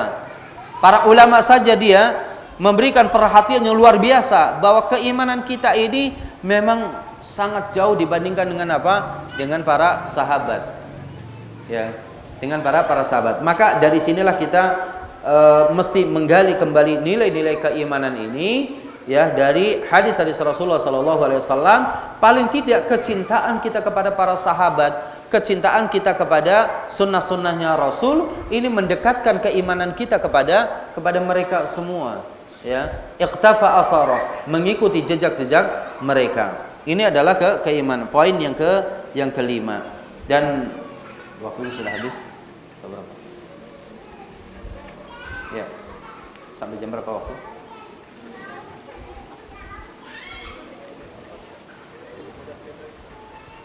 Oh. Baik. Kemudian masalah yang keenam juga dalam masalah keimanan ini adalah yang secara khusus yang sering banyak dilupakan oleh manusia tentang masalah takdir. Masalah beriman kepada qada dan qadar Allah Subhanahu wa taala. Sebagian lupa bahwa takdir ini adalah bagian daripada rukun iman. Beriman kepada takdir ini adalah min arkan al-iman. Ya, nu'min an tu'mina bil qadari khairihi wa syarri. Engkau beriman kepada takdir Allah yang baik maupun yang buruk. Sering kita mendapati atau melalaikan dalam masalah qada dan qadar Allah Subhanahu wa taala dengan mencela takdir. Ya, dengan tidak puas dengan ketetapan Allah. Ketika Allah takdirkan sakit kepada kita, kita mengeluh dengan penyakit itu sampai kemudian kita mencela Allah Subhanahu wa taala. Ketika kita dapati nikmat sehat dicabut oleh Allah Subhanahu wa taala, yang sejak lahir kita diberikan kesehatan terus gitu ya, bertahun-tahun, puluhan tahun kita diberikan kesehatan oleh Allah Subhanahu wa taala. Lalu ada orang yang ditakdirkan diuji oleh Allah Subhanahu wa taala dengan sakit yang dia derita sampai satu tahun atau dua tahun. Banyakkan mana waktu sehatnya dengan waktu sakitnya. Lalu kemudian dia mencela kepada takdir. Ada orang yang dia mencela kepada apa? Kepada nasab dia. Kenapa aku dilahirkan? Ya, kenapa aku dilahirkan? Ketika dia lahir dari, mohon maaf, misalkan ayah dan ibunya sangat sederhana, dia sampai mencela kedua orang tuanya. Ya. Mungkin dia mengatakan, ya, celaka saya dilahirkan dari bapak dan ibu saya yang miskin. Dia mencela kedua orang tuanya. Inilah yang banyak orang tidak memahami bahwa masalah takdir ini adalah masalah Allah Subhanahu wa taala telah menetapkan kepada kita. Kita hanya dituntut untuk berikhtiar dan meminta kebaikan-kebaikan dari Allah Subhanahu wa taala. Maka di sini dikatakan wal imanu bil qadar yakunu ala wajhain. Beriman kepada takdir Allah ini bisa dilakukan dengan dua cara. Ya, beriman kepada takdir Allah Subhanahu wa taala yaitu dengan mengimaninya dengan dua hal. Yang pertama, at-tasdiqu bi anna Allah jalla wa ala sabaqa fi ilmihi ma ya'lamuhu ibaduhu min khairin wa syarrin wa ta'atin wa ma'siyatin qabla ijadihim. Di sini dikatakan apa? Cara mengimani kepada takdir yang pertama itu dengan membenarkan, ya, bahwasanya Allah Subhanahu wa taala telah mendahului ilmunya. Artinya Allah telah mengetahui sebelum mengadakan kita di dunia ini, Allah itu sudah mengetahui baik dan buruknya kita, taat dan maksiatnya kita. Ini kita sudah tahu, maka kita membenarkan, meyakini saja apa yang Allah telah tetapkan kepada kita. Ya.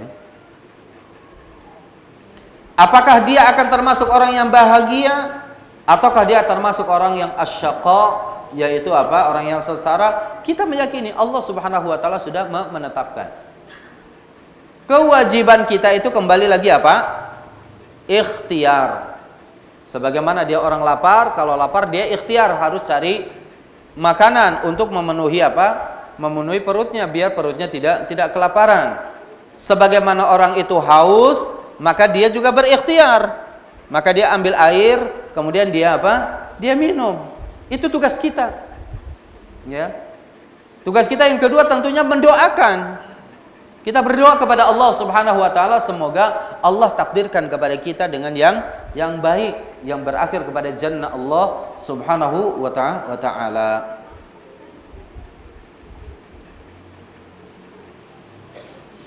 Ya, karena ada orang yang juga ghulu, berlebih-lebihan. Ya. Tidak sebagaimana akidah Ahlussunnah wal Jamaah. Ada orang yang dia mengatakan kita ini bebas dari takdir. Mau ngapain saja tidak ada campur tangan Allah Subhanahu wa taala. Dia nggak percaya sama sekali dengan takdir. Ya. Dia tidak percaya sama sekali dengan takdir. Ini juga ada. Ada lagi yang dia justru kebalikannya daripada paham ini. Dia merasa dipaksa oleh Allah Subhanahu wa taala dengan mengatakan, kan saya sudah ada catatannya di Lauhul Mahfuz. Kalau sekarang saya minum, ya saya minum ini dipaksa. Kalau saya harus berbicara, saya berbicara ini dipaksa. Bahkan suatu ketika pernah terjadi mencuri, ya dipaksa oleh Allah Subhanahu wa taala. Saya berzina, ya dipaksa.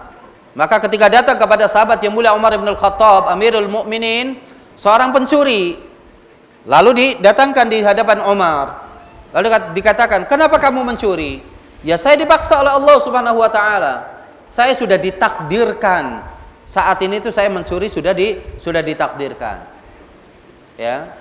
Bukankah pada saat itu ada ikhtiar kamu tidak boleh mencuri? Karena kalau mencuri kamu harus ingat akan dipotong tangan dan yang lainnya. Enggak, karena memang ini sudah takdirnya. Ya udah, Umar ngambil pedang, dipotong tangannya. Saya juga dipaksa oleh Allah Subhanahu wa taala untuk motong tangan kamu. Ya kan? Ahlussunnah wal Jamaah ini adalah dia apa? Wasat. Yakin bahwasanya Allah Subhanahu wa taala itu telah menetapkan dengan Lauhul Mahfuznya, catatannya, ilmunya, Allah Subhanahu wa taala yang mengetahuinya. Tapi kan kita tidak tahu. Kita tidak tahu apa yang ada di dalam Lauhul Mahfuz yang telah Allah catatkan untuk kita. Maka dari situlah kita berikhtiar.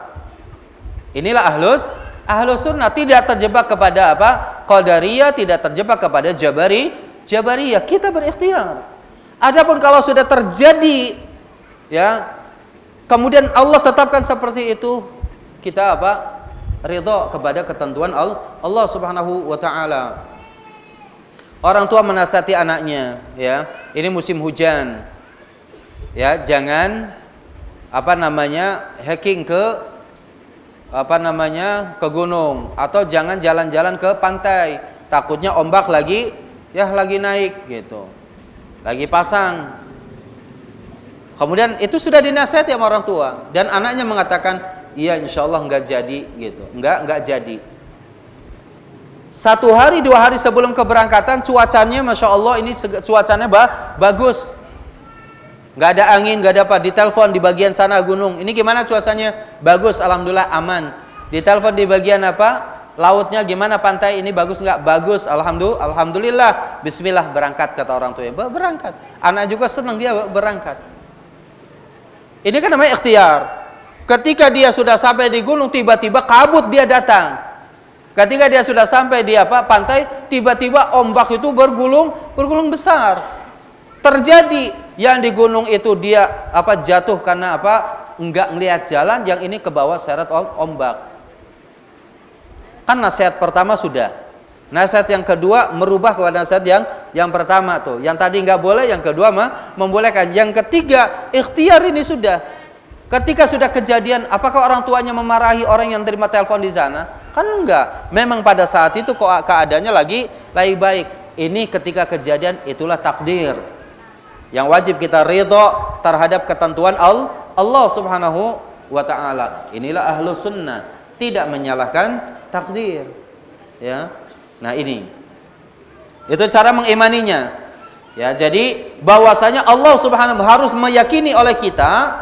diyakini oleh kita bahwa Allah telah mencatat terlebih dahulu. Ilmunya Allah sudah mendahului ilmunya kita, kebaikannya, keburukannya, gitu ya. Kemudian taatnya, maksiatnya, bahagia dan sengsaranya itu sudah Allah ketahui di Lauhul Mahfuz. Tapi kita berikhtiar. Yang kedua, innallaha jalla jalaluhu. Yang kedua ini wajib diyakini oleh kita. Sesungguhnya Allah Subhanahu wa taala khalaqa af'alal ibadi kulliha. Allah telah menciptakan perbuatan-perbuatan manusia ini memang sudah diciptakan oleh Allah. Min kufrin wa imanin wa ta'atin wa maksiatin. Baik dia kafir, dia iman, dia taat, dia maksiat. Memang Allah sudah menciptakan af'alul ibad. Perbuatan-perbuatan manusia ini sudah dibuat oleh Allah Subhanahu wa taala. Tapi kembali lagi di sini, ya, bahwasanya kita dituntut untuk berikhtiar. Ya. dengan tetap memohon kepada Allah Subhanahu wa taala. Hadza mu'taqadu ahlis sunnah. Inilah keyakinan dari ahlus sunnah. Wa khalafahum al-qadariyah wal jabariyah, yang diperselisihi oleh qadariyah dan jabariyah. Allahu taala a'la wa a'lam. Ya, kita baru separuh nih penjelasan tentang masalah Islam, masalah iman. Kita belum menjelaskan masalah ihsan, masalah tentang kiamat insyaallah taala. Tapi karena waktu sudah selesai dan kita barangkali sedikit saja untuk bersoal dan jawab, jika memang ada ya, maka kita persilahkan.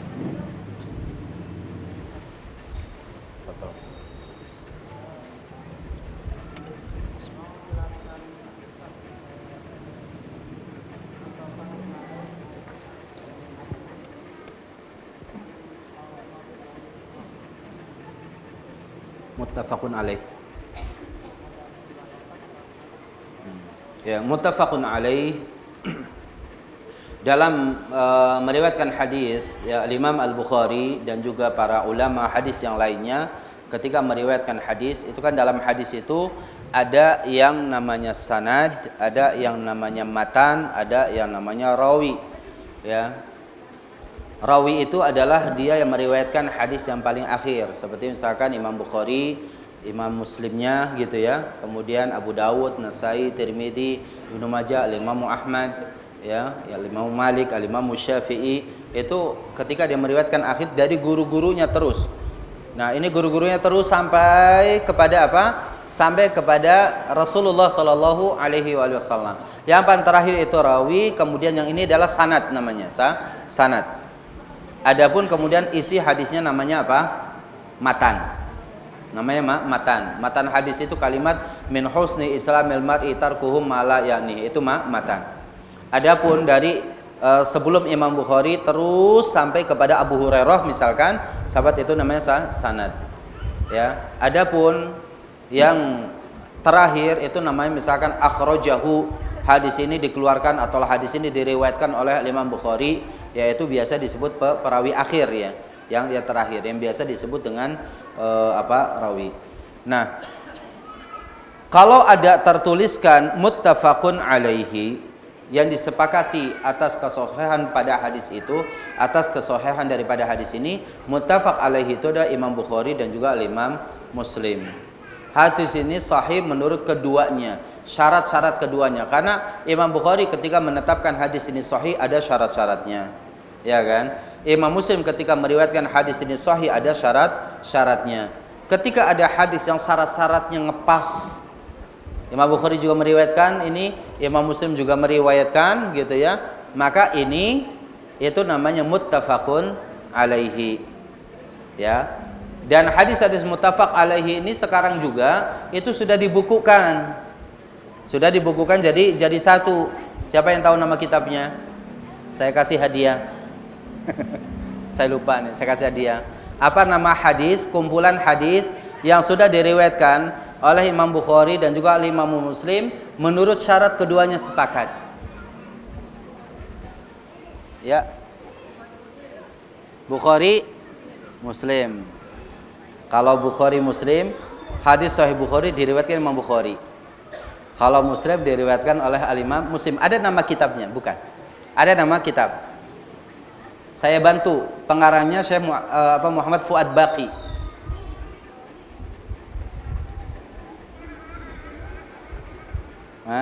Apa namanya? Kitab ini dibahas, banyak dibahas juga di beberapa masjid. Saya juga bahas kitab ini atau mengajarkan kitab ini juga. Di Ramadan sering namanya disebutkan. Tapi sayang, bukan nama bukan nama kitab. Tapi dianggap sebagai nama minuman. Di bulan Ramadan. Pas sudah, sayang dong. Namanya kitab Al-Lu'lu' wal Marjan. Nah, marjannya kan sering disebut. Namanya kitab Al-Lu'lu' wal Marjan fima ittafaqa alaihi syaikhan. Itu judul bukunya. Al-Lu'lu' wal Marjan fima ittafaqa alaihi syaikhan. Ya, namanya kitab Al-Lu'lu' wal Marjan. Hadis yang ittafaqu alaihi asy-syaikhan. Hadis ini disepakati kesahihannya oleh kedua syekh hadis, yaitu Imam Bukhari dan Imam Muslim. Jadi kalau kita membahas hadis ini pasti riwayatnya muttafaqun alaih, muttafaqun alaih, muttafaqun alaih, begitu. Itu nama kitabnya 1 jilid, Al-Lu'lu' wal Marjan. Antum miliki deh hadis apa kitab 1 jilid aja, ini bagus. Ya, muttafaq alaih. Ya, Fuad Baqi, Syekh Fuad Baqi yang menulis ini. Saya taruh dulu gitu ya. Itu enggak apa-apa ya. Baik. Ya, itu namanya muttafaq alaih. Terkadang ada hadis yang diriwayatkan oleh Al-Imam misalkan Abu Dawud atau At-Tirmidzi ala syartihima walam yukhrijahu. Hadis ini diriwayatkan oleh misalkan Al-Imam At-Tirmidzi. Sebenarnya sesuai dengan syarat Imam Bukhari maupun Imam Muslim, tapi ada kalimat walam yukhrijahu atau walam yukhrijahu. Tapi Imam Bukhari dan Imam Muslim tidak mengeluarkan hadis ini. Meskipun syaratnya apa? Syaratnya sama, tapi Imam Bukhari tidak meriwayatkan. Maka hadis sahih tidak hanya berkumpul kepada Imam Bukhari, tidak hanya juga berkumpul kepada Imam Muslim. Ada yang di Abu Dawud, ada yang Tirmidzi, ada yang Nasa'i, ada Ibnu Majah. Gitu. Ya, ini namanya muttafaqun alaihi, ya. Wallahu taala a'lam. Adapun hadis qudsi, ya, hadis qudsi ada bedanya antara hadis qudsi dengan hadis nabawi. Ya, dijelaskan oleh para ulama perbedaan ini, bahwa hadis qudsi itu adalah hadis yang disandarkan kepada Nabi kita sallallahu alaihi wasallam, lalu Nabi menyandarkannya kepada Allah Subhanahu wa taala. Itu namanya hadis qudsi.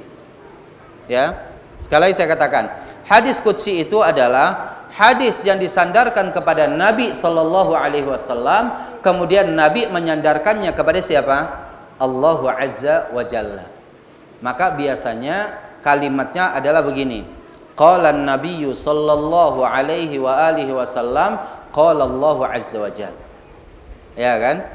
Ada qala Nabi, kemudian setelahnya itu adalah qala Allah Azza wa Jalla, atau qala Rabbu, ya, Ar-Rabb.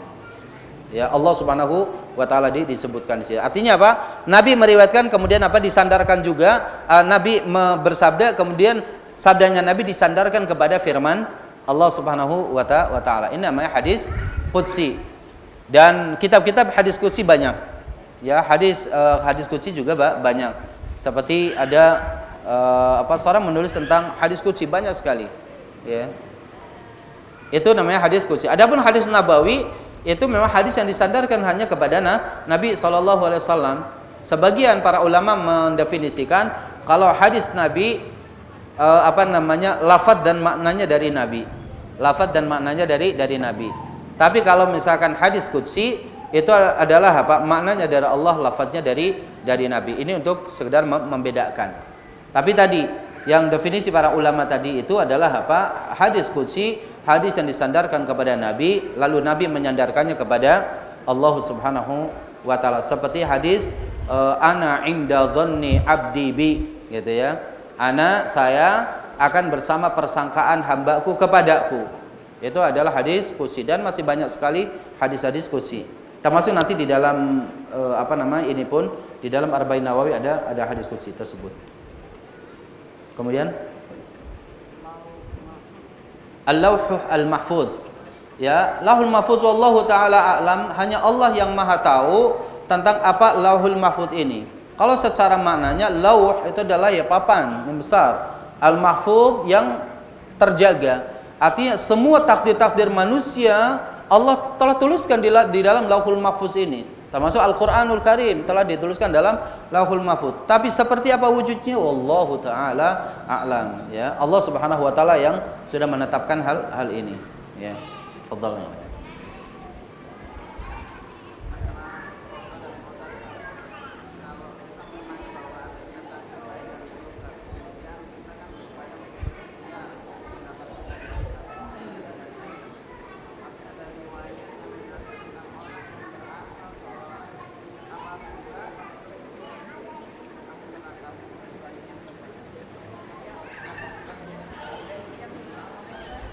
Ya. Ya, baik. Sebenarnya pertanyaan antum jawabannya itu.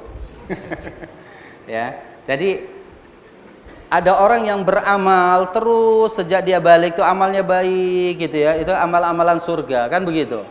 Kemudian tiba-tiba di akhir hayatnya dia mengamalkan amalan ahli neraka, kan disebut amalan ahli neraka.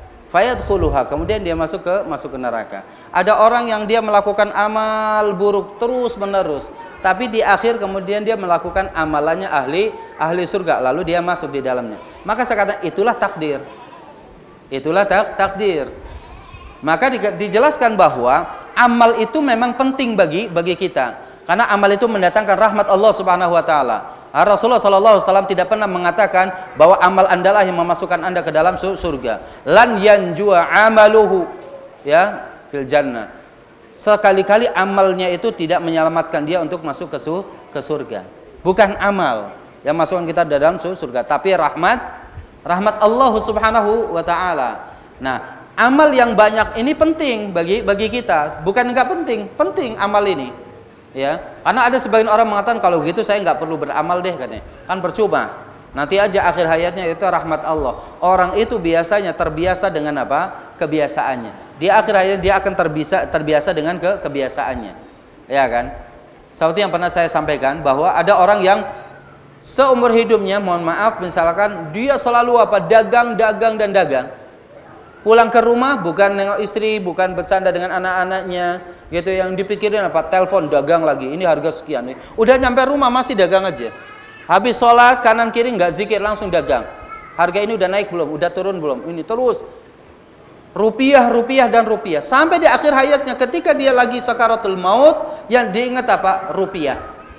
Itu 3.000, itu 5.000, itu ini, gitu yang diingat itu. Orang itu terbiasa dengan apa? Dia akan apa di akhir dengan kebiasaannya, ya kan? Tapi itu tidak mutlak, tapi orang membiasakan diri. Orang sudah terbiasa dia jalan ke masjid mudah, maka insya Allah mudahkan jalan baginya. Tapi orang yang memang dia agak sulit, berat sekali, mau masuk ke parkirannya aja kan dia udah kayak udah megap gitu ya. Tapi kalau orang terbiasa, masih jauh aja kecintaan dia kepada ketaatan baik gitu ya.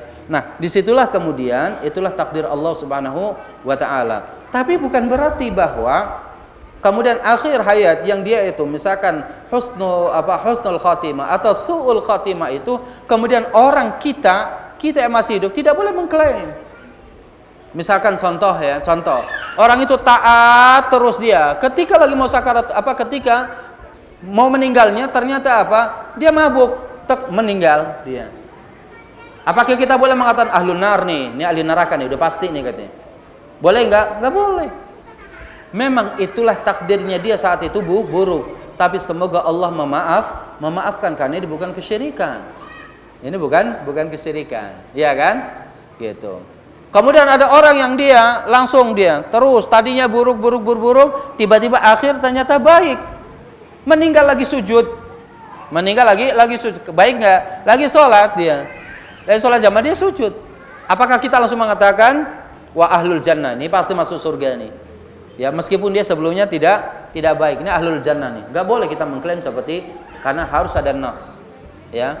Bisa jadi memang amalan itu yang memasukkan dia ke surga, tapi tetap kesalahannya akan dihisab oleh Allah Subhanahu wa taala. Maka di sini kita wajib beriman kepada yang baik maupun yang buruk, semuanya datangnya dari siapa? Dari Allah Subhanahu wa taala. Kita dituntut untuk banyak berikhtiar, banyak berdoa kepada Allah Subhanahu wa taala. Semoga takdir yang baik itu selalu memberikan pada kita di dunia maupun di akhirat. Itulah doa sapu jagat kita, Pak.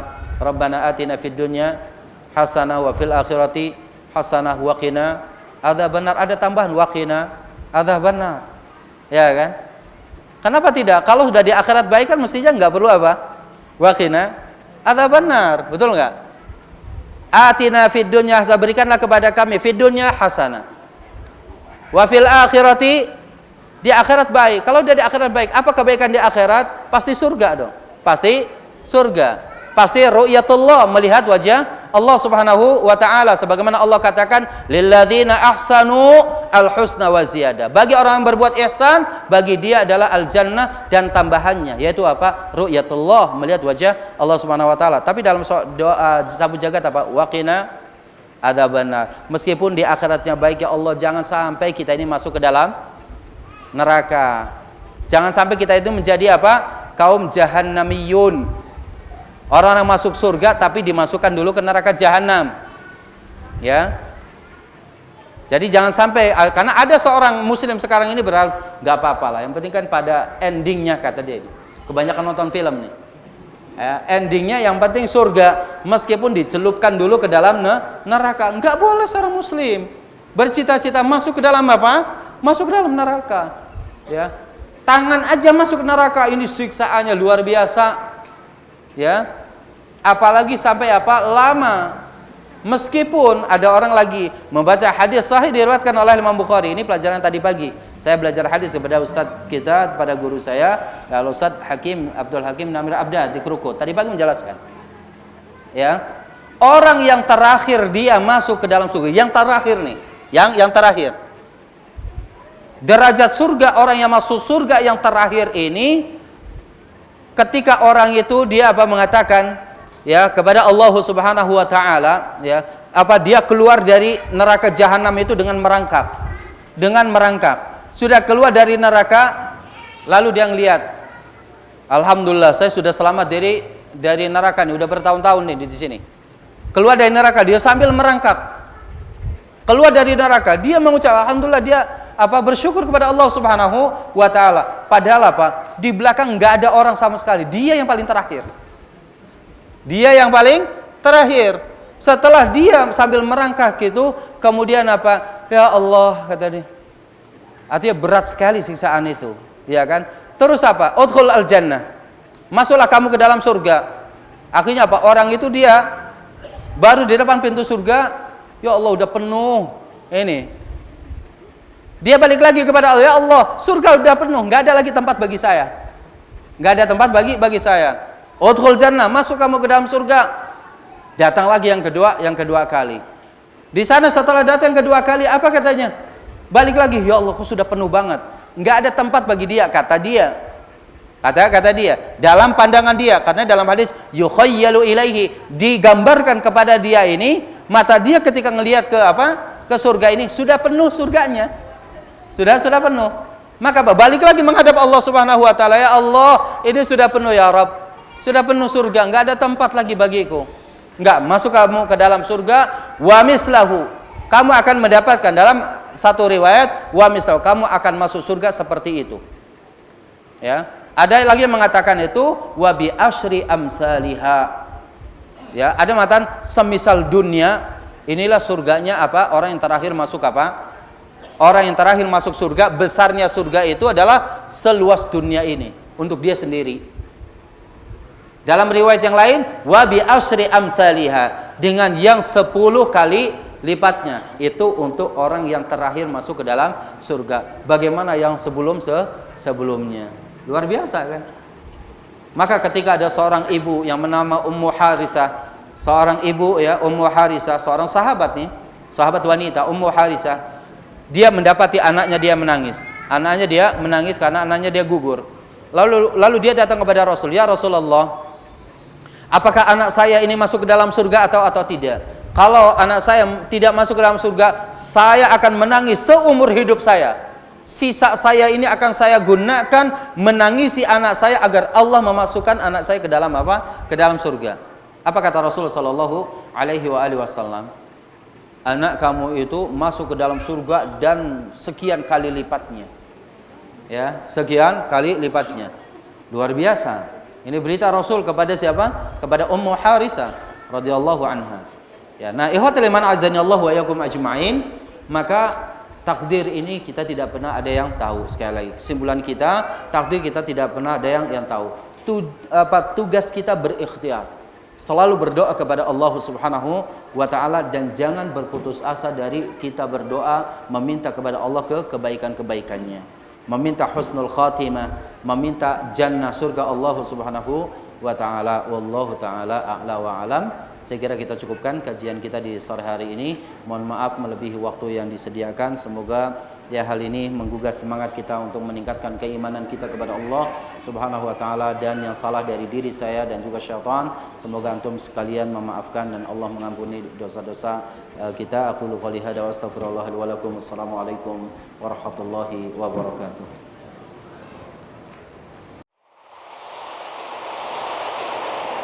Ammar TV.